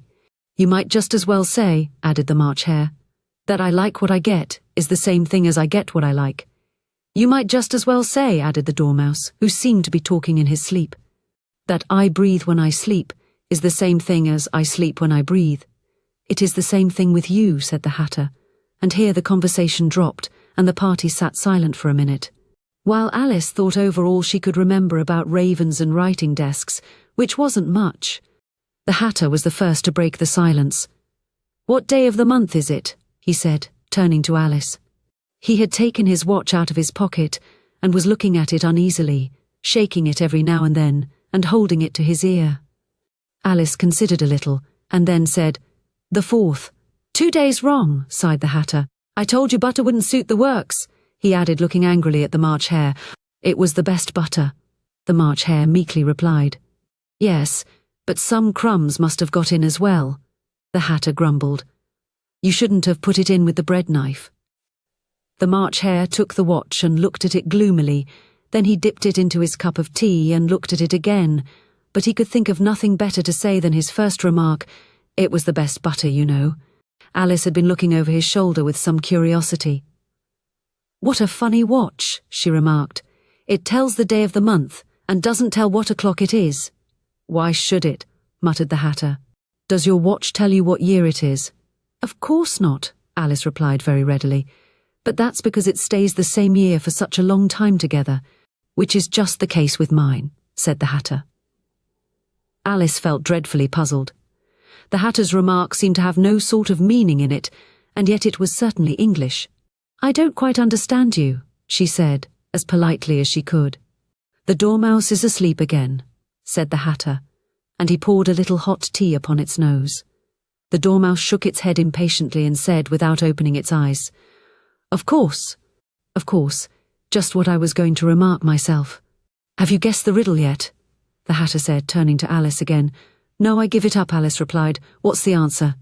I haven't the slightest idea, said the Hatter. Nor I, said the March Hare. Alice sighed wearily. I think you might do something better with the time, she said, than waste it in asking riddles that have no answers. If you knew time as well as I do, said the Hatter, you wouldn't talk about wasting it. It's him. I don't know what you mean, said Alice. Of course you don't, the Hatter said, tossing his head contemptuously. I dare say you never even spoke to time. Perhaps not, Alice cautiously replied, but I know I have to beat time when I learn music. Ah, that accounts for it, said the Hatter. He won't stand beating. Now, if you only kept on good terms with him, he'd do almost anything you liked with the clock. For instance, suppose it were 9 o'clock in the morning, just time to begin lessons. You'd only have to whisper a hint to time, and round goes the clock in a twinkling. 1:30, time for dinner. I only wish it was, the March Hare said to itself in a whisper. That would be grand, certainly, said Alice thoughtfully, but then I shouldn't be hungry for it, you know. Not at first, perhaps, said the Hatter, but you could keep it to 1:30 as long as you liked. "Is that the way you manage?" Alice asked. The Hatter shook his head mournfully. "Not I," he replied. "We quarrelled last March just before he went mad, you know," pointing with his teaspoon at the March Hare. "It was at the great concert given by the Queen of Hearts, and I had to sing Twinkle, Twinkle, Little Bat. How I wonder what you're at. You know the song, perhaps?" "I've heard something like it," said Alice. "It goes on, you know," the Hatter continued, "in this way. Up above the world you fly, like a tea tray in the sky. Twinkle, twinkle." Here the Dormouse shook itself and began singing in its sleep Twinkle, Twinkle, Twinkle, Twinkle, and went on so long that they had to pinch it to make it stop. "Well, I'd hardly finished the first verse," said the Hatter, "when the Queen jumped up and bawled out, 'He's murdering the time! Off with his head!'" "How dreadfully savage!" exclaimed Alice. "And ever since that," the Hatter went on in a mournful tone, "he won't do a thing I ask. It's always 6 o'clock now." A bright idea came into Alice's head. "Is that the reason so many tea things are put out here?" she asked. "Yes, that's it," said the Hatter with a sigh. "It's always tea time, and we've no time to wash the things between whiles." "Then you keep moving round, I suppose?" said Alice. "Exactly so," said the Hatter, "as the things get used up." "But what happens when you come to the beginning again?" Alice ventured to ask. "Suppose we change the subject," the March Hare interrupted, yawning. "I'm getting tired of this. I vote the young lady tells us a story." "I'm afraid I don't know one," said Alice, rather alarmed at the proposal. "Then the Dormouse shall!" they both cried. "Wake up, Dormouse!" And they pinched it on both sides at once. The Dormouse slowly opened his eyes. "I wasn't asleep," he said in a hoarse, feeble voice. "I heard every word you fellows were saying." "Tell us a story," said the March Hare. "Yes, please do," pleaded Alice. "And be quick about it," added the Hatter, "or you'll be asleep again before it's done." "Once upon a time there were 3 little sisters," the Dormouse began in a great hurry, "and their names were Elsie, Lacey, and Tilly, and they lived at the bottom of a well." "What did they live on?" said Alice, who always took a great interest in questions of eating and drinking. "They lived on treacle," said the Dormouse, after thinking a minute or two. "They couldn't have done that, you know," Alice gently remarked. "They'd have been ill." "So they were," said the Dormouse, "very ill." Alice tried to fancy to herself what such an extraordinary ways of living would be like, but it puzzled her too much, so she went on. "But why did they live at the bottom of a well?" "Take some more tea," the March Hare said to Alice very earnestly. "I've had nothing yet," Alice replied in an offended tone, "so I can't take more." "You mean you can't take less," said the Hatter. "It's very easy to take more than nothing." "Nobody asked your opinion," said Alice. "Who's making personal remarks now?" the Hatter asked triumphantly. Alice did not quite know what to say to this, so she helped herself to some tea and bread and butter, and then turned to the Dormouse, and repeated her question. "Why did they live at the bottom of a well?" The Dormouse again took a minute or two to think about it, and then said, "It was a treacle well. There's no such thing." Alice was beginning very angrily, but the Hatter and the March Hare went, "Shh," and the Dormouse sulkily remarked, "If you can't be civil, you'd better finish the story for yourself." "No, please go on," Alice said very humbly. "I won't interrupt again. I dare say there may be one." "One indeed," said the Dormouse indignantly. However, he consented to go on.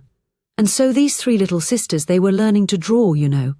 "What did they draw?" said Alice, quite forgetting her promise. "Treacle," said the Dormouse, without considering at all this time. "I want a clean cup," interrupted the Hatter. "Let's all move one place on." He moved on as he spoke, and the Dormouse followed him. The March Hare moved into the Dormouse's place, and Alice rather unwillingly took the place of the March Hare. The Hatter was the only one who got any advantage from the change, and Alice was a good deal worse off than before, as the March Hare had just upset the milk jug into his plate. Alice did not wish to offend the Dormouse again, so she began very cautiously. "But I don't understand. Where did they draw the treacle from?" "You can draw water out of a water well," said the Hatter, "so I should think you could draw treacle out of a treacle well." "Eh, stupid?" "But they were in the well," Alice said to the Dormouse, not choosing to notice this last remark. "Of course they were," said the Dormouse, well in. This answer so confused poor Alice that she let the Dormouse go on for some time without interrupting it. They were learning to draw, the Dormouse went on, yawning and rubbing its eyes, for it was getting very sleepy, and they drew all manner of things, everything that begins with an M. Why with an M? Said Alice. Why not? Said the March Hare. Alice was silent. The Dormouse had closed its eyes by this time and was going off into a doze, but, on being pinched by the Hatter, it woke up again with a little shriek, and went on. That begins with an M, such as mousetraps and the moon, and memory, and muchness. You know you say things are much of a muchness. Did you ever see such a thing as a drawing of a muchness? Really, now you ask me, said Alice, very much confused. I don't think. Then you shouldn't talk, said the Hatter. This piece of rudeness was more than Alice could bear. She got up in great disgust and walked off. The Dormouse fell asleep instantly, and neither of the others took the least notice of her going, though she looked back once or twice, half hoping that they would call after her. The last time she saw them, they were trying to put the Dormouse into the teapot. At any rate, I'll never go there again, said Alice, as she picked her way through the wood. It's the stupidest tea party I ever was at in all my life. Just as she said this, she noticed that one of the trees had a door leading right into it. That's very curious, she thought. But everything's curious today. I think I may as well go in at once. And in she went. Once more she found herself in the long hall and close to the little glass table. Now, I'll manage better this time, she said to herself, and began by taking the little golden key and unlocking the door that led into the garden. Then she went to work nibbling at the mushroom. She had kept a piece of it in her pocket till she was about a foot high. Then she walked down the little passage. And then she found herself at last in the beautiful garden, among the bright flower beds and the cool fountains. Chapter 8. The Queen's Croquet Ground. A large rose tree stood near the entrance of the garden. The roses growing on it were white, but there were 3 gardeners at it, busily painting them red. Alice thought this a very curious thing, and she went nearer to watch them, and just as she came up to them she heard one of them say, "Look out now, 5! Don't go splashing paint over me like that." "I couldn't help it," said 5 in a sulky tone. 7 jogged my elbow. On which 7 looked up and said, "That's right, 5. Always lay the blame on others." "You'd better not talk," said 5. "I heard the Queen say only yesterday you deserved to be beheaded." "What for?" said the one who had spoken first. "That's none of your business too," said 7. "Yes, it is his business," said 5, "and I'll tell him it was for bringing the cooked tulip roots instead of onions." 7 flung down his brush and had just begun well of all the unjust things when his eye chanced to fall upon Alice as she stood watching them, and he checked himself suddenly. The others looked round also, and all of them bowed low. "Would you tell me," said Alice a little timidly, "why you were painting those roses?" 5 and 7 said nothing but looked at 2. 2 began in a low voice. "Why, the fact is, you see, miss, this here ought to have been a red rose tree, and we put a white one in by mistake. And if the Queen was to find it out, we should all have our heads cut off, you know. So you see, miss, we're doing our best, afore she comes to—" At this moment 5, who had been anxiously looking across the garden, called out, "The Queen! The Queen!" And the 3 gardeners instantly threw themselves flat upon their faces. There was a sound of many footsteps, and Alice looked round, eager to see the Queen. First came 10 soldiers carrying clubs. These were all shaped like the 3 gardeners, oblong and flat, with their hands and feet at the corners. Next the 10 courtiers. These were ornamented all over with diamonds, and walked 2 and 2 as the soldiers did. After these came the royal children. There were 10 of them, and the little dears came jumping merrily along hand in hand. In couples, they were all ornamented with hearts. Next came the guests, mostly kings and queens, and among them Alice recognized the White Rabbit. It was talking in a hurried, nervous manner, smiling at everything that was said, and went by without noticing her. Then followed the Knave of Hearts, carrying the king's crown on a crimson velvet cushion, and, last of all this grand procession, came the King and Queen of Hearts. Alice was rather doubtful whether she ought not to lie down on her face like the 3 gardeners, but she could not remember ever having heard of such a rule at processions. And besides, what would be the use of a procession, thought she, if people had all to lie down upon their faces so that they couldn't see it? So she stood still where she was and waited. When the procession came opposite to Alice, they all stopped and looked at her, and the Queen said severely, "Who is this?" She said it to the Knave of Hearts, who only bowed and smiled in reply. "Idiot," said the Queen, tossing her head impatiently, and turning to Alice she went on, "What's your name, child?" "My name is Alice, so please your Majesty," said Alice very politely. But she added to herself, "Why, they're only a pack of cards after all. I needn't be afraid of them." "And who are these?" said the Queen, pointing to the 3 gardeners who were lying round the rose tree. For you see, as they were lying on their faces, and the pattern on their backs was the same as the rest of the pack, she could not tell whether they were gardeners, or soldiers, or courtiers, or 3 of her own children. "How should I know?" said Alice, surprised at her own courage. "It's no business of mine." The Queen turned crimson with fury, and after glaring at her for a moment like a wild beast, screamed, "Off with her head!" "Off! Nonsense!" said Alice, very loudly and decidedly, and the Queen was silent. The King laid his hand upon her arm and timidly said, "Consider, my dear. She is only a child." The Queen turned angrily away from him and said to the Knave, "Turn them over." The Knave did so very carefully with one foot. "Get up," said the Queen, in a shrill, loud voice, and the 3 gardeners instantly jumped up and began bowing to the King, the Queen, the royal children, and everybody else. "Leave off that," screamed the Queen. "You make me giddy." And then turning to the rose tree she went on, "What have you been doing here?" "May it please your Majesty," said two in a very humble tone, going down on one knee as he spoke. "We were trying." "I see," said the Queen, who had meanwhile been examining the roses. "Off with their heads." And the procession moved on, 3 of the soldiers remaining behind to execute the unfortunate gardeners, who ran to Alice for protection. "You shan't be beheaded," said Alice, and she put them into a large flower pot that stood near. The 3 soldiers wandered about for a minute or 2, looking for them, and then quietly marched off after the others. "Are their heads off?" shouted the Queen. "Their heads are gone, if it please your Majesty," the soldiers shouted in reply. "That's right," shouted the Queen. "Can you play croquet?" The soldiers were silent and looked at Alice, as the question was evidently meant for her. "Yes," shouted Alice. "Come on then," roared the Queen, and Alice joined the procession, wondering very much what would happen next. It's a very fine day," said a timid voice at her side. She was walking by the White Rabbit, who was peeping anxiously into her face. "Very," said Alice. "Where's the Duchess?" "Hush, hush," said the Rabbit in a low, hurried tone. He looked anxiously over his shoulder as he spoke, and then raised himself upon tiptoe, put his mouth close to her ear and whispered, "She's under sentence of execution." "What for?" said Alice. "Did you say what a pity?" the Rabbit asked. "No, I didn't," said Alice.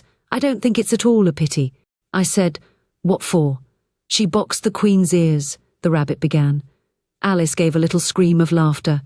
"Oh, hush," the Rabbit whispered in a frightened tone. "The Queen will hear you. You see, she came rather late, and the Queen said—" "Get to your places," shouted the Queen in a voice of thunder, and people began running about in all directions, tumbling up against each other. However, they got settled down in a minute or 2, and the game began. Alice thought she had never seen such a curious croquet ground in her life. It was all ridges and furrows. The balls were live hedgehogs, the mallets live flamingos, and the soldiers had to double themselves up and to stand on their hands and feet to make the arches. The chief difficulty Alice found at first was in managing her flamingo. She succeeded in getting its body tucked away, comfortably enough, under her arm, with its legs hanging down, but generally, just as she had got its neck nicely straightened out, and was going to give the hedgehog a blow with its head, it would twist itself round and look up in her face, with such a puzzled expression that she could not help bursting out laughing, and when she had got its head down, and was going to begin again, it was very provoking to find that the hedgehog had unrolled itself, and was in the act of crawling away. Besides all this, there was generally a ridge or furrow in the way wherever she wanted to send the hedgehog to, and, as the doubled-up soldiers were always getting up and walking off to other parts of the ground, Alice soon came to the conclusion that it was a very difficult game indeed. The players all played at once without waiting for turns, quarrelling all the while, and fighting for the hedgehogs.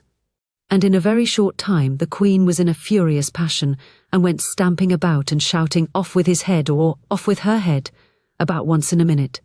Alice began to feel very uneasy, to be sure. She had not as yet had any dispute with the Queen, but she knew that it might happen any minute, and then, thought she, what would become of me? They're dreadfully fond of beheading people here. The great wonder is that there's anyone left alive.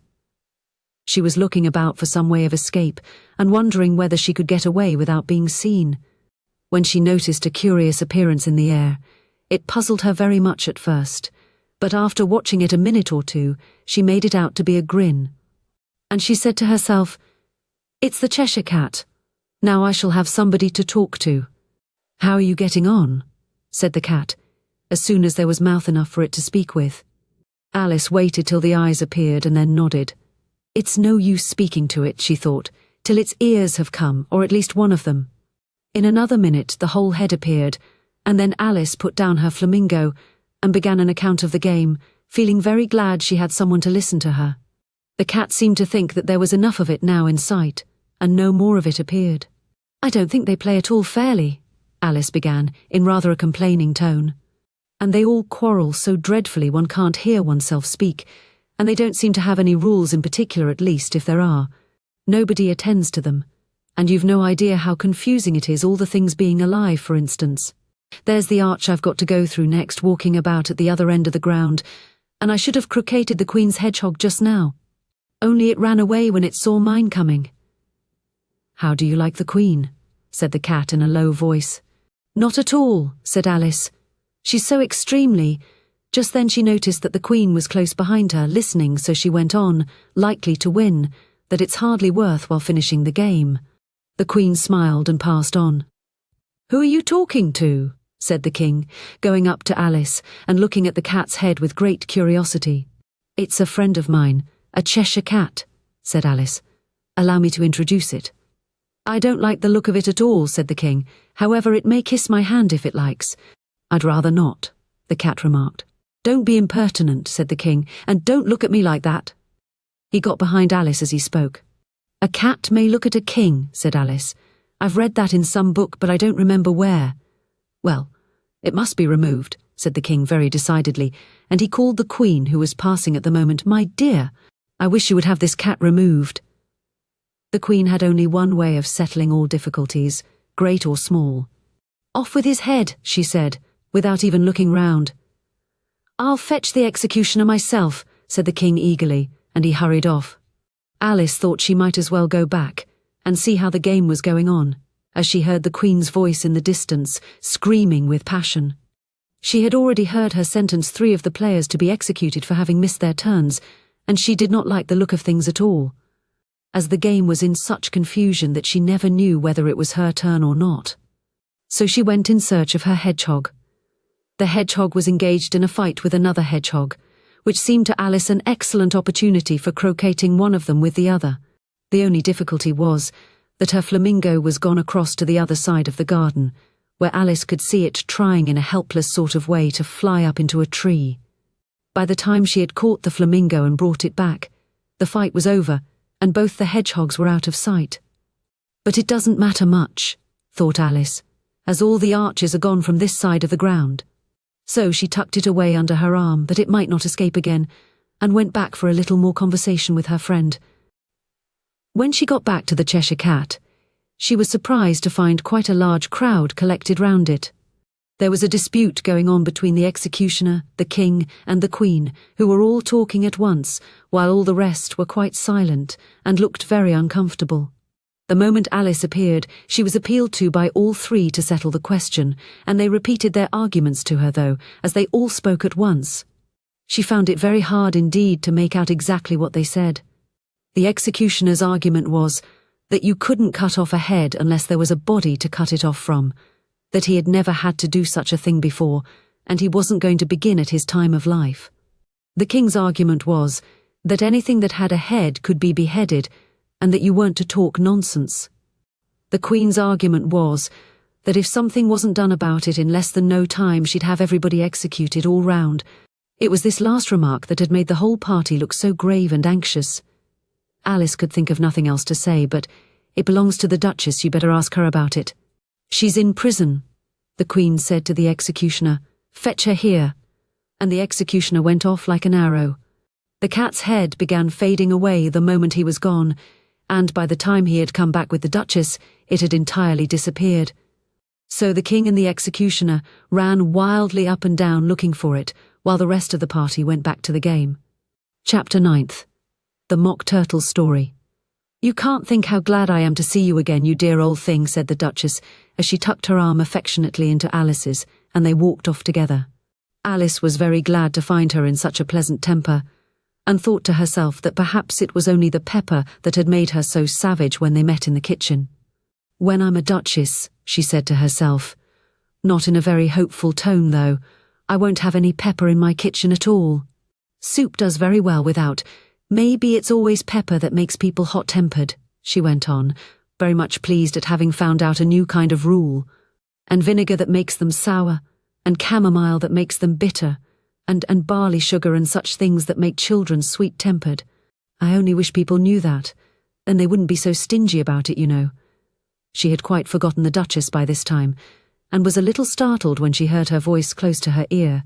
You're thinking about something, my dear, and that makes you forget to talk. I can't tell you just now what the moral of that is, but I shall remember it in a bit. Perhaps it hasn't one, Alice ventured to remark. Tut tut, child, said the Duchess. Everything's got a moral, if only you can find it. And she squeezed herself up closer to Alice's side as she spoke. Alice did not much like keeping so close to her. First, because the Duchess was very ugly, and secondly, because she was exactly the right height to rest her chin upon Alice's shoulder, and it was an uncomfortably sharp chin. However, she did not like to be rude, so she bore it as well as she could. The game's going on rather better now, she said, by way of keeping up the conversation a little. 'Tis so, said the Duchess, and the moral of that is, oh, 'tis love, that makes the world go round. Somebody said, Alice whispered, that it's done by everybody minding their own business. Ah, well. It means much the same thing, said the Duchess, digging her sharp little chin into Alice's shoulder as she added, and the moral of that is, take care of the sense, and the sounds will take care of themselves. How fond she is of finding morals in things, Alice thought to herself. I dare say you're wondering why I don't put my arm round your waist, the Duchess said after a pause. The reason is that I'm doubtful about the temper of your flamingo. Shall I try the experiment? He might bite, Alice cautiously replied, not feeling at all anxious to have the experiment tried. Very true, said the Duchess. Flamingos and mustard both bite, and the moral of that is, birds of a feather flock together. Only mustard isn't a bird, Alice remarked. Right, as usual, said the Duchess. What a clear way you have of putting things. It's a mineral, I think, said Alice. Of course it is, said the Duchess, who seemed ready to agree to everything that Alice said. There's a large mustard mine near here, and the moral of that is, the more there is of mine, the less there is of yours. Oh, I know, exclaimed Alice, who had not attended to this last remark. It's a vegetable. It doesn't look like one, but it is. I quite agree with you, said the Duchess, and the moral of that is, be what you would seem to be, or if you'd like it put more simply, never imagine yourself not to be otherwise than what it might appear to others that what you were or might have been was not otherwise than what you had been would have appeared to them to be otherwise. I think I should understand that better, Alice said very politely, if I had it written down, but I can't quite follow it as you say it. That's nothing to what I could say if I chose, the Duchess replied, in a pleased tone. Pray don't trouble yourself to say it any longer than that, said Alice. Oh, don't talk about trouble, said the Duchess. I make you a present of everything I've said as yet. A cheap sort of present, thought Alice. I'm glad they don't give birthday presents like that. But she did not venture to say it out loud. Thinking again? The Duchess asked, with another dig of her sharp little chin. I've a right to think, said Alice sharply, for she was beginning to feel a little worried. Just about as much right, said the Duchess, as pigs have to fly and the M. But here, to Alice's great surprise, the Duchess's voice died away, even in the middle of her favourite word, moral, and the arm that was linked into hers began to tremble. Alice looked up, and there stood the Queen in front of them, with her arms folded, frowning like a thunderstorm. "A fine day, Your Majesty," the Duchess began in a low, weak voice. "Now I give you fair warning," shouted the Queen, stamping on the ground as she spoke. "Either you or your head must be off, and that in about half no time. Take your choice." The Duchess took her choice and was gone in a moment. "Let's go on with the game," the Queen said to Alice, and Alice was too much frightened to say a word, but slowly followed her back to the croquet ground. The other guests had taken advantage of the Queen's absence and were resting in the shade, however. The moment they saw her, they hurried back to the game, the Queen merely remarking that a moment's delay would cost them their lives. All the time they were playing, the Queen never left off quarrelling with the other players and shouting, "Off with his head," or "Off with her head." Those whom she sentenced were taken into custody by the soldiers, who of course had to leave off being archers to do this, so that by the end of half an hour or so there were no archers left, and all the players, except the King, the Queen, and Alice, were in custody and under sentence of execution. Then the Queen left off, quite out of breath, and said to Alice, "Have you seen the mock turtle yet?" "No," said Alice. "I don't even know what a mock turtle is." "It's the thing mock turtle soup is made from," said the Queen. "I never saw one or heard of one," said Alice. "Come on then," said the Queen, "and he shall tell you his history." As they walked off together, Alice heard the King say in a low voice to the company generally, "You are all pardoned. Come, that's a good thing," she said to herself, for she had felt quite unhappy at the number of executions the Queen had ordered. They very soon came upon a griffin lying fast asleep in the sun. If you don't know what a griffin is, look at the picture. "Up, lazy thing," said the Queen, "and take this young lady to see the mock turtle, and to hear his history. I must go back and see after some executions I have ordered," and she walked off, leaving Alice alone with the griffin. Alice did not quite like the look of the creature, but on the whole she thought it would be quite as safe to stay with it as to go after that savage Queen, so she waited. The griffin sat up and rubbed its eyes, then it watched the Queen till she was out of sight, then it chuckled. "What fun," said the griffin, half to itself, half to Alice. "What is the fun?" said Alice. "Why, she," said the griffin. "It's all her fancy that they never executes nobody, you know. Come on." Everybody says come on. Here, thought Alice as she went slowly after it. I never was so ordered about in all my life, never. They had not gone far before they saw the mock turtle in the distance, sitting sad and lonely on a little ledge of rock, and, as they came nearer, Alice could hear him sighing as if his heart would break. She pitied him deeply. "What is his sorrow?" she asked the griffin, and the griffin answered very nearly in the same words as before, "It's all his fancy that he hasn't got no sorrow, you know. Come on." So they went up to the mock turtle, who looked at them with large eyes full of tears but said nothing. "This here young lady," said the griffin, "she wants for to know your history, she do." "I'll tell it her," said the mock turtle in a deep hollow tone. "Sit down, both of you, and don't speak a word till I've finished." So they sat down, and nobody spoke for some minutes. Alice thought to herself, I don't see how he can ever finish, if he doesn't begin. But she waited patiently. "Once," said the mock turtle at last with a deep sigh, "I was a real turtle." These words were followed by a very long silence, broken only by an occasional exclamation of "Shkrr" from the griffin and the constant heavy sobbing of the mock turtle. Alice was very nearly getting up and saying, "Thank you, sir, for your interesting story," but she could not help thinking there must be more to come, so she sat still and said nothing. "When we were little," the mock turtle went on at last, more calmly, though still sobbing a little now and then, "we went to school in the sea. The master was an old turtle. We used to call him Tortoise." "Why did you call him Tortoise if he wasn't one?" Alice asked. "We called him Tortoise because he taught us," said the mock turtle angrily. "Really, you are very dull. You ought to be ashamed of yourself for asking such a simple question," added the griffin, and then they both sat silent and looked at poor Alice, who felt ready to sink into the earth. At last the griffin said to the mock turtle, "Drive on, old fellow, don't be all day about it," and he went on in these words, "Yes, we went to school in the sea, though you mayn't believe it." "I never said I didn't," interrupted Alice. "You did," said the mock turtle. Hold your tongue, added the Gryphon, before Alice could speak again.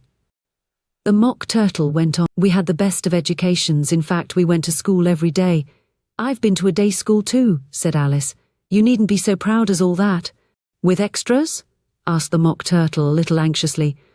Yes, said Alice. We learned French and music. And washing, said the Mock Turtle. Certainly not, said Alice indignantly. Ah, then yours wasn't a really good school, said the Mock Turtle in a tone of great relief. Now at ours they had at the end of the bill, French, music and washing extra. You couldn't have wanted it much, said Alice, living at the bottom of the sea. I couldn't afford to learn it, said the Mock Turtle with a sigh. I only took the regular course. What was that? Inquired Alice. Reeling and writhing, of course, to begin with, the Mock Turtle replied, and then the different branches of arithmetic, ambition, distraction, uglification and derision. I never heard of uglification, Alice ventured to say. What is it? The Gryphon lifted up both its paws in surprise. What? Never heard of uglifying, it exclaimed. You know what to beautify is, I suppose. Yes, said Alice doubtfully. It means to make anything prettier. Well then, the Gryphon went on, if you don't know what to uglify is, you are a simpleton. Alice did not feel encouraged to ask any more questions about it, so she turned to the Mock Turtle and said, What else had you to learn? Well, there was mystery, the Mock Turtle replied, counting off the subjects on his flappers, mystery ancient and modern. With seaography, then drawling. The drawling master was an old conger eel that used to come once a week. He taught us drawling, stretching and fainting in coils. What was that like? Said Alice. Well, I can't show it you myself, the Mock Turtle said. I'm too stiff. And the Gryphon never learnt it. Hadn't time, said the Gryphon. I went to the classics master, though. He was an old crab, he was. I never went to him, the Mock Turtle said with a sigh. He taught laughing and grief, they used to say. So he did, said the Gryphon, sighing in his turn, and both creatures hid their faces in their paws. And how many hours a day did you do lessons? Said Alice, in a hurry to change the subject. 10 hours the first day, said the Mock Turtle, 9 the next, and so on. What a curious plan, exclaimed Alice. That's the reason they're called lessons, the Gryphon remarked, because they lessen from day to day. This was quite a new idea to Alice, and she thought it over a little before she made her next remark. Then the 11th day must have been a holiday. Of course it was, said the Mock Turtle. And how did you manage on the 12th? Alice went on eagerly. That's enough about lessons. The Gryphon interrupted in a very decided tone. Tell her something about the games now. Chapter N. The lobster quadrille. The Mock Turtle sighed deeply and drew the back of one flapper across his eyes. He looked at Alice and tried to speak, but for a minute or two sobs choked his voice. Same as if he had a bone in his throat, said the Gryphon, and it set to work shaking him and punching him in the back. At last the Mock Turtle recovered his voice, and with tears running down his cheeks, he went on again. You may not have lived much under the sea. I haven't, said Alice, and perhaps you were never even introduced to a lobster. Alice began to say I once tasted, but checked herself hastily and said no, never.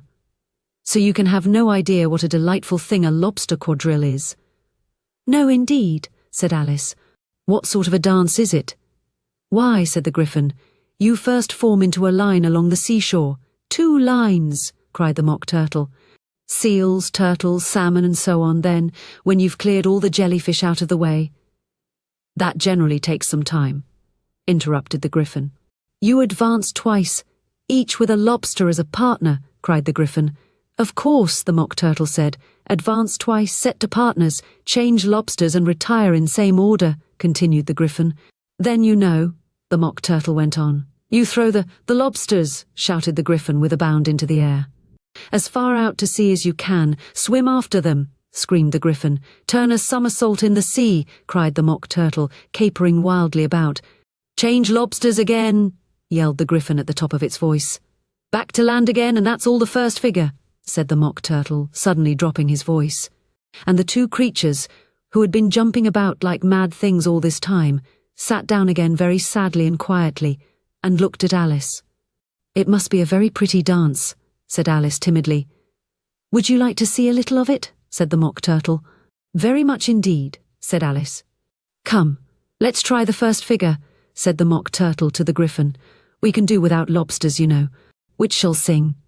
"Oh, you sing," said the Gryphon. "I've forgotten the words." So they began solemnly dancing round and round Alice, every now and then treading on her toes when they passed too close, and waving their forepaws to mark the time, while the Mock Turtle sang this very slowly and sadly. "Will you walk a little faster?" said a whiting to a snail.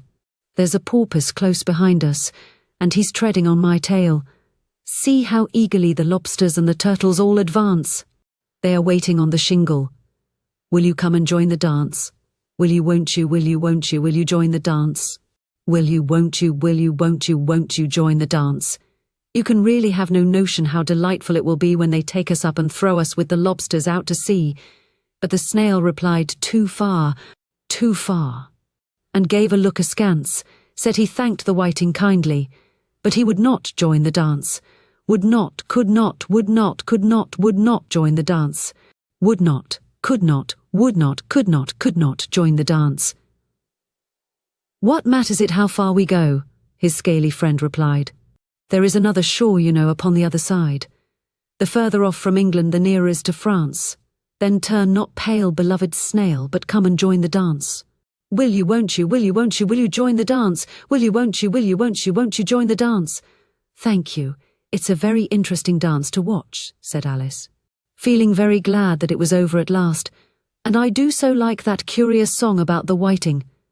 "Oh, as to the whiting," said the Mock Turtle, "you've seen them, of course?" "Yes," said Alice. "I've often seen them at Din." She checked herself hastily. "I don't know where Din may be," said the Mock Turtle. "But if you've seen them so often, of course you know what they're like." "I believe so," Alice replied thoughtfully. "They have their tails in their mouths, and they're all over crumbs." "You're wrong about the crumbs," said the Mock Turtle. "Crumbs would all wash off in the sea. But they have their tails in their mouths, and the reason is—" Here the Mock Turtle yawned and shut his eyes. "Tell her about the reason and all that," he said to the Gryphon. "The reason is," said the Gryphon, "that they would go with the lobsters to the dance. So they got thrown out to sea. So they had to fall a long way. So they got their tails fast in their mouths, so they couldn't get them out again. That's all." "Thank you," said Alice. "It's very interesting. I never knew so much about a whiting before." "I can tell you more than that, if you like," said the Gryphon. "Do you know why it's called a whiting?" "I never thought about it," said Alice. "Why?" "It does the boots and shoes," the Gryphon replied very solemnly. Alice was thoroughly puzzled. "Does the boots and shoes?" she repeated in a wondering tone. "Why, what are your shoes done with?" said the Gryphon. "I mean, what makes them so shiny?" Alice looked down at them and considered a little before she gave her answer. "They're done with blacking, I believe. Boots and shoes under the sea," the Gryphon went on in a deep voice, "are done with a whiting. Now you know." "And what are they made of?" Alice asked in a tone of great curiosity. "Soles and eels, of course," the Gryphon replied rather impatiently. "Any shrimp could have told you that." "If I'd been the whiting," said Alice, whose thoughts were still running on the song, "I'd have said to the porpoise, 'Keep back, please. We don't want you with us.'" "They were obliged to have him with them," the Mock Turtle said. "No wise fish would go anywhere without a porpoise." "Wouldn't it really?" said Alice in a tone of great surprise. "Of course not," said the Mock Turtle. "Why, if a fish came to me and told me he was going a journey, I should say, 'With what porpoise?'" "Don't you mean purpose?" said Alice. "I mean what I say," the Mock Turtle replied in an offended tone. And the Gryphon added, "Come, let's hear some of your adventures." "I could tell you my adventures beginning from this morning," said Alice a little timidly. "But it's no use going back to yesterday, because I was a different person then." "Explain all that," said the Mock Turtle. No, the adventures first," said the Gryphon in an impatient tone. "Explanations take such a dreadful time." So Alice began telling them her adventures from the time when she first saw the White Rabbit. She was a little nervous about it. Just at first, the two creatures got so close to her, one on each side, and opened their eyes and mouths so very wide, but she gained courage as she went on. Her listeners were perfectly quiet till she got to the part about her repeating, "You are old, Father William," to the caterpillar, and the words all coming different, and then the Mock Turtle drew a long breath. Anne said, "That's very curious." "It's all about as curious as it can be," said the Gryphon. "It all came different," the Mock Turtle repeated thoughtfully. "I should like to hear her try and repeat something now. Tell her to begin." He looked at the Gryphon, as if he thought it had some kind of authority over Alice. "Stand up and repeat, 'tis the voice of the sluggard," said the Gryphon. "How the creatures order one about, and make one repeat lessons," thought Alice. "I might as well be at school at once." However, she got up and began to repeat it, but her head was so full of the lobster quadrille that she hardly knew what she was saying. And the words came very queer indeed. "'Tis the voice of the lobster, I heard him declare, you have baked me too brown, I must sugar my hair. As a duck with its eyelids, so he with his nose trims his belt and his buttons, and turns out his toes." Later editions continued as follows: "When the sands are all dry, he is gay as a lark, and will talk in contemptuous tones of the shark, but when the tide rises and sharks are around, his voice has a timid and tremulous sound." "That's different from what I used to say when I was a child," said the Gryphon. "Well, I never heard it before," said the Mock Turtle, "but it sounds uncommon nonsense." Alice said nothing. She had sat down with her face in her hands, wondering if anything would ever happen in a natural way again. "I should like to have it explained," said the Mock Turtle. "She can't explain it," said the Gryphon hastily. "Go on with the next verse." "But about his toes," the Mock Turtle persisted. "How could he turn them out with his nose, you know? It's the first position in dancing." Alice said, but was dreadfully puzzled by the whole thing, and longed to change the subject. "Go on with the next verse," the Gryphon repeated impatiently. "It begins, 'I passed by his garden.'" Alice did not dare to disobey, though she felt sure it would all come wrong, and she went on in a trembling voice, "I passed by his garden, and marked with one eye how the owl and the panther were sharing a pie." Later editions continued as follows: "The panther took pie crust, and gravy, and meat, while the owl had the dish as its share of the treat. When the pie was all finished, the owl, as a boon, was kindly permitted to pocket the spoon, while the panther received knife and fork with a growl, and concluded the banquet." "What is the use of repeating all that stuff?" the Mock Turtle interrupted, "if you don't explain it as you go on? It's by far the most confusing thing I ever heard." "Yes, I think you'd better leave off," said the Gryphon, and Alice was only too glad to do so. "Shall we try another figure of the lobster quadrille?" the Gryphon went on. "Or would you like the Mock Turtle to sing you a song?" "Oh, a song, please, if the Mock Turtle would be so kind," Alice replied, so eagerly that the Gryphon said, in a rather offended tone, "No accounting for tastes. Sing her turtle soup, will you, old fellow?" The Mock Turtle sighed deeply, and began, in a voice sometimes choked with sobs, to sing this: "Beautiful soup, so rich and green, waiting in a hot tureen. Who for such dainties would not stoop? Soup of the evening, beautiful soup, soup of the evening, beautiful soup. Bo, ootiful soo, oop. Bo, ootiful soo, oop. Soo, oop of the evening, beautiful, beautiful soup. Beautiful soup. Who cares for fish, game, or any other dish? Who would not give all else for 2p pennyworth only of beautiful soup? Pennyworth only of beautiful soup. Bo, ootiful soo, oop. Bo, ootiful soo, oop of the evening, beautiful booty, full soup." "Chorus again," cried the Gryphon, and the Mock Turtle had just begun to repeat it when a cry of the trial's beginning was heard in the distance. "Come on!" cried the Gryphon, and taking Alice by the hand, it hurried off, without waiting for the end of the song. "What trial is it?" Alice panted as she ran, but the Gryphon only answered, "Come on!" and ran the faster, while more and more faintly carried on the breeze that followed them, the melancholy words, "Soo, oop of the evening, beautiful, beautiful soup." Chapter 11th. Who stole the tarts? The King and Queen of Hearts were seated on their throne when they arrived, with a great crowd assembled about them. All sorts of little birds and beasts, as well as the whole pack of cards. The knave was standing before them, in chains, with a soldier on each side to guard him. And near the king was the White Rabbit, with a trumpet in one hand and a scroll of parchment in the other. In the very middle of the court was a table, with a large dish of tarts upon it. They looked so good that it made Alice quite hungry to look at them. I wish they'd get the trial done, she thought, and hand round the refreshments. But there seemed to be no chance of this, so she began looking at everything about her to pass away the time. Alice had never been in a court of justice before, but she had read about them in books, and she was quite pleased to find that she knew the name of nearly everything there. That's the judge, she said to herself, because of his great wig. The judge, by the way, was the king, and as he wore his crown over the wig, look at the frontispiece if you want to see how he did it. He did not look at all comfortable, and it was certainly not becoming. And that's the jury box, thought Alice, and those 12 creatures. She was obliged to say creatures, you see, because some of them were animals and some were birds. I suppose they are the jurors. She said this last word 2 or 3 times over to herself, being rather proud of it, for she thought, and rightly too, that very few little girls of her age knew the meaning of it at all. However, jurymen would have done just as well. The 12 jurors were all writing very busily on slates. "What are they doing?" Alice whispered to the Griffin. "They can't have anything to put down yet, before the trial's begun." "They're putting down their names," the Griffin whispered in reply, for fear they should forget them before the end of the trial. "Stupid things," Alice began in a loud, indignant voice, but she stopped hastily, for the White Rabbit cried out, "Silence in the court!"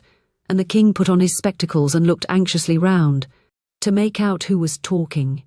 Alice could see, as well as if she were looking over their shoulders, that all the jurors were writing down stupid things on their slates, and she could even make out that one of them didn't know how to spell stupid, and that he had to ask his neighbour to tell him.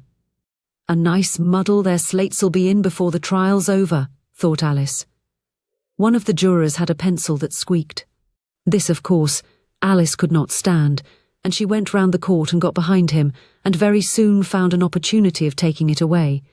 She did it so quickly that the poor little juror, it was Bill the lizard, could not make out at all what had become of it, so, after hunting all about for it, he was obliged to write with one finger for the rest of the day, and this was of very little use, as it left no mark on the slate.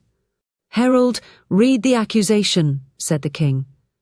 On this the White Rabbit blew 3 blasts on the trumpet, and then unrolled the parchment scroll, and read as follows. "The Queen of Hearts, she made some tarts, all on a summer day, the Knave of Hearts, he stole those tarts and took them quite away." "Consider your verdict," the king said to the jury. "Not yet, not yet," the rabbit hastily interrupted. "There's a great deal to come before that." "Call the first witness," said the king, and the White Rabbit blew 3 blasts on the trumpet and called out, "First witness." The first witness was the Hatter. He came in with a teacup in one hand and a piece of bread and butter in the other. "I beg pardon, Your Majesty," he began, "for bringing these in, but I hadn't quite finished my tea when I was sent for." "You ought to have finished," said the king. "When did you begin?" The Hatter looked at the March Hare, who had followed him into the court, arm in arm with the Dormouse. 14th of March, I think it was," he said. 15th, said the March Hare. 16th, added the Dormouse. "Write that down," the king said to the jury, and the jury eagerly wrote down all 3 dates on their slates, and then added them up, and reduced the answer to shillings and pence. "Take off your hat," the king said to the Hatter. "It isn't mine," said the Hatter. "Stolen!" the king exclaimed, turning to the jury, who instantly made a memorandum of the fact.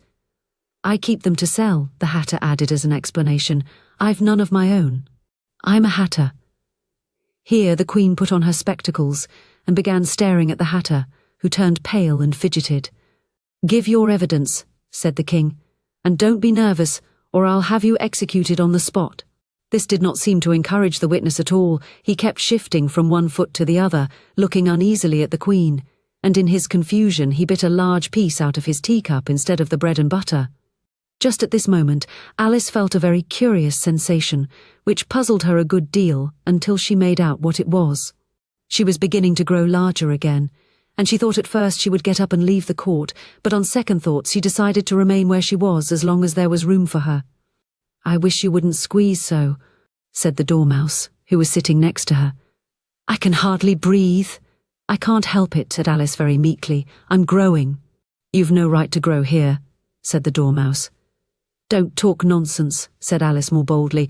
"You know you're growing too." "Yes, but I grow at a reasonable pace," said the Dormouse, "not in that ridiculous fashion." and he got up very sulkily and crossed over to the other side of the court.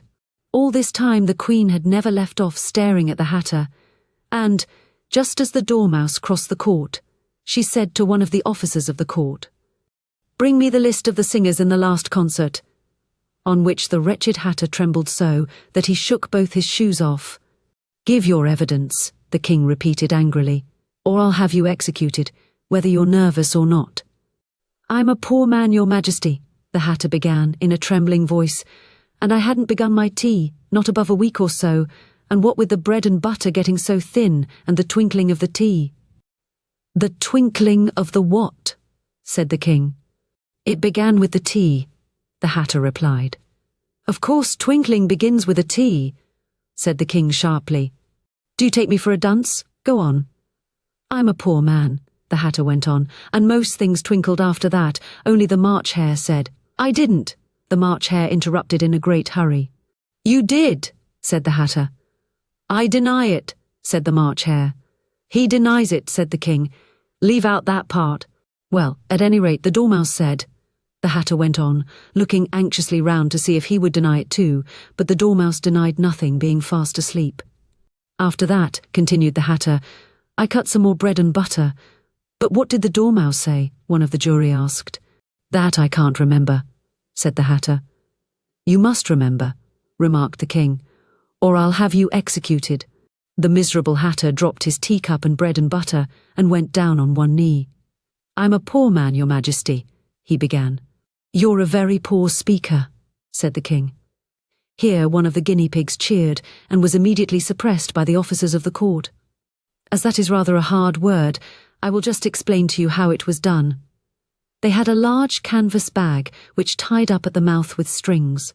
Into this they slipped the guinea pig, head first, and then sat upon it. "I'm glad I've seen that done," thought Alice. "I've so often read in the newspapers at the end of trials, there was some attempts at applause which was immediately suppressed by the officers of the court, and I never understood what it meant till now." "If that's all you know about it, you may stand down," continued the King. "I can't go no lower," said the Hatter. "I'm on the floor as it is." "Then you may sit down," the King replied. Here the other guinea pig cheered and was suppressed. "Come, that finished the guinea pigs," thought Alice.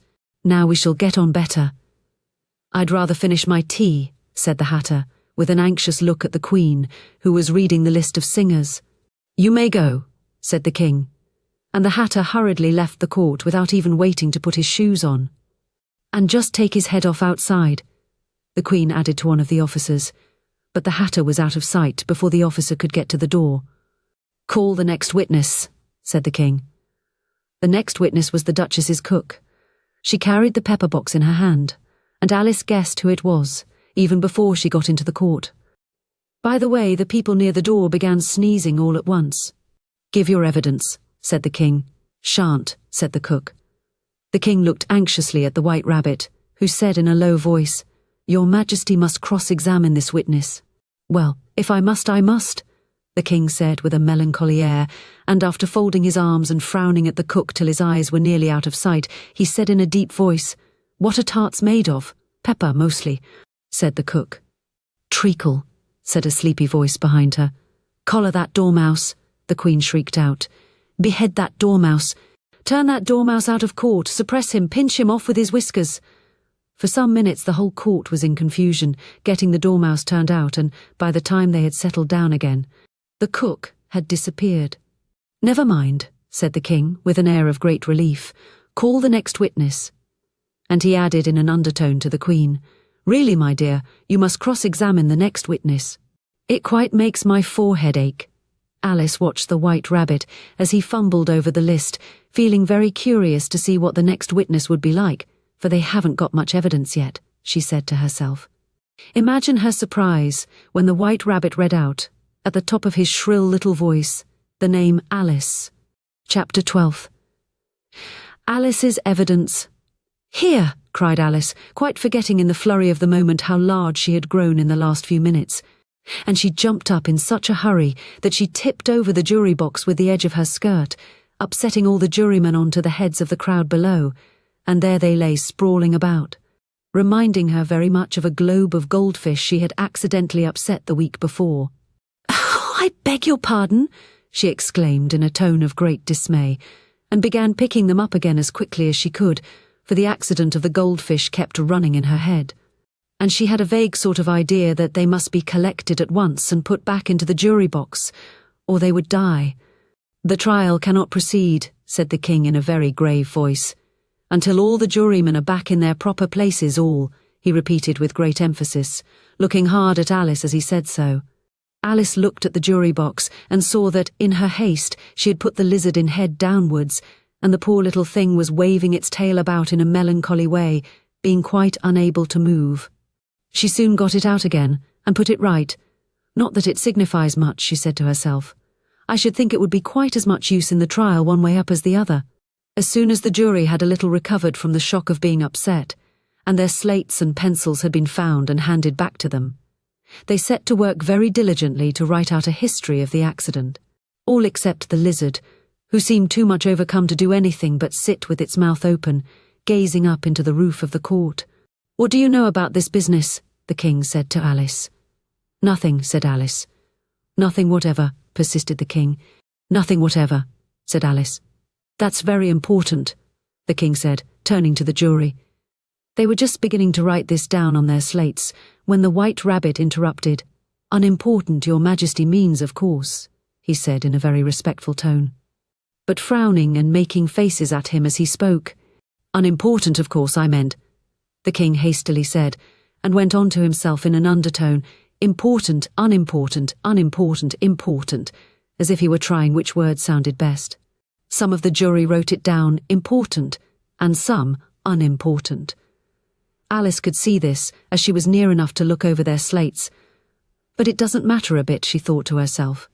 At this moment the king, who had been for some time busily writing in his notebook, cackled out, "Silence," and read out from his book Rule 42.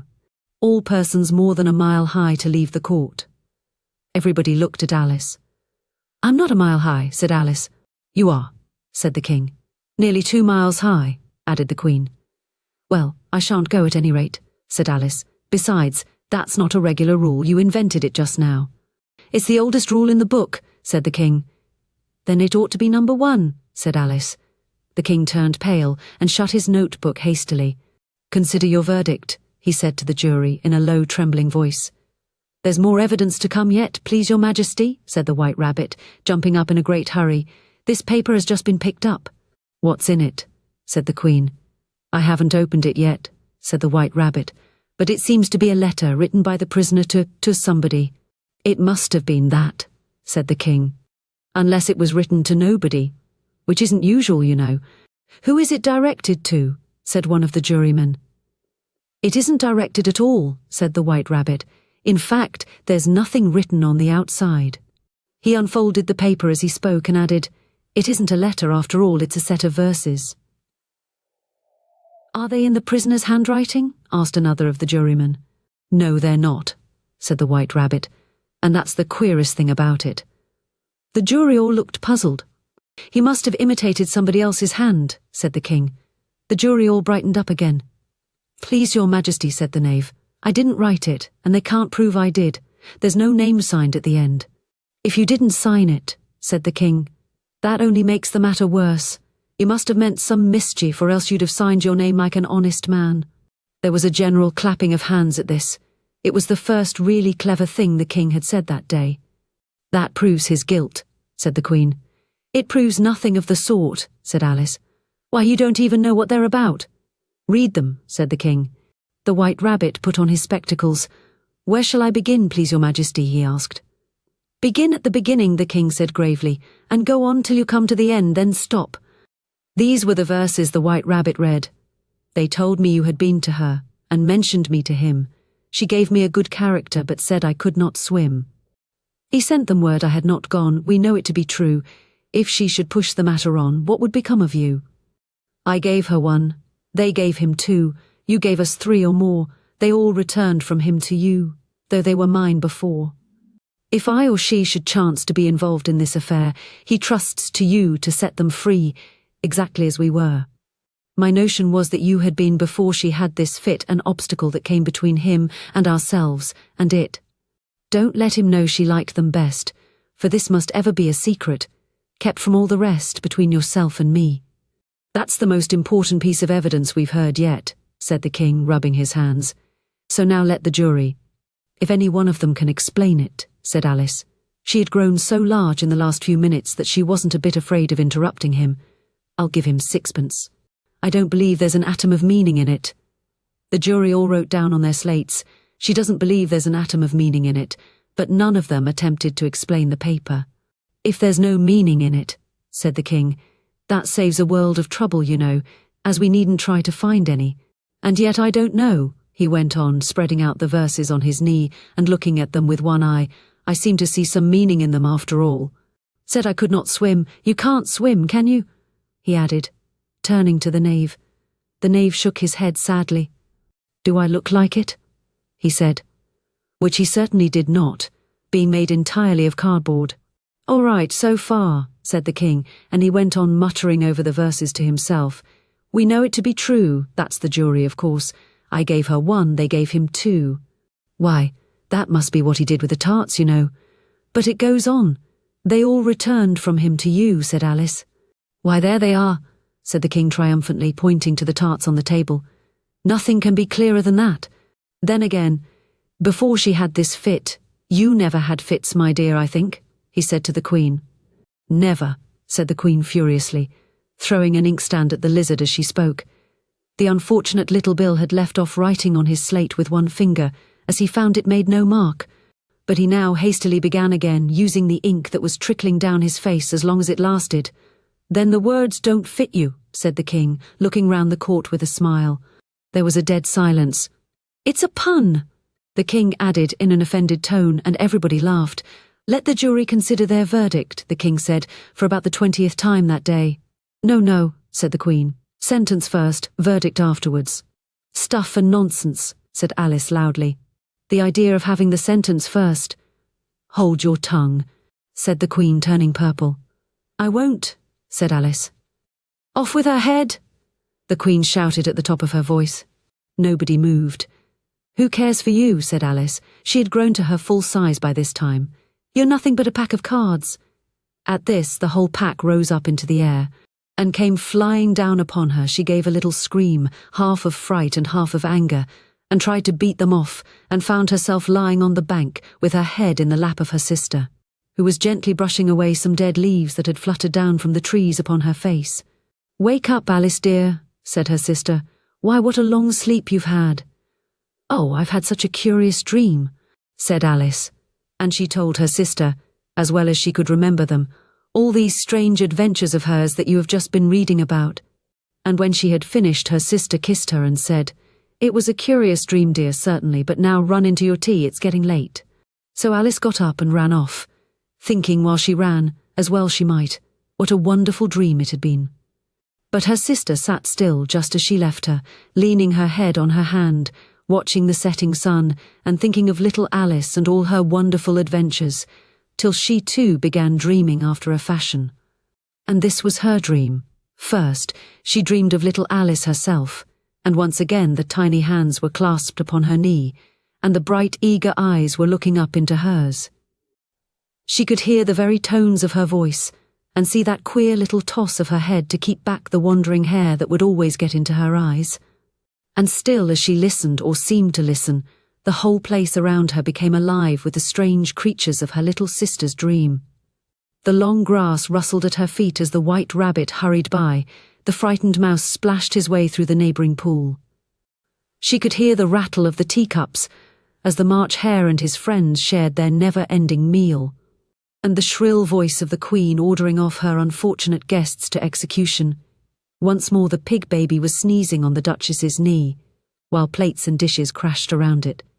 Once more the shriek of the griffin, the squeaking of the lizard's slate pencil, and the choking of the suppressed guinea pigs filled the air, mixed up with the distant sobs of the miserable mock turtle.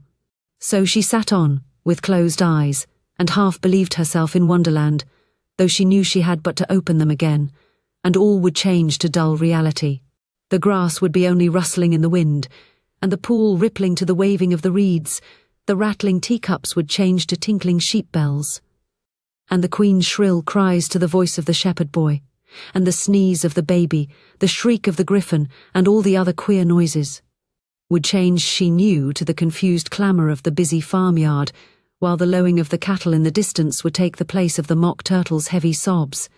Lastly, she pictured to herself how this same little sister of hers would, in the aftertime, be herself a grown woman, and how she would keep, through all her riper years, the simple and loving heart of her childhood, and how she would gather about her other little children, and make their eyes bright and eager with many a strange tale, perhaps even with the dream of Wonderland of long ago, and how she would feel with all their simple sorrows, and find a pleasure in all their simple joys, remembering her own child life and the happy summer days. The end.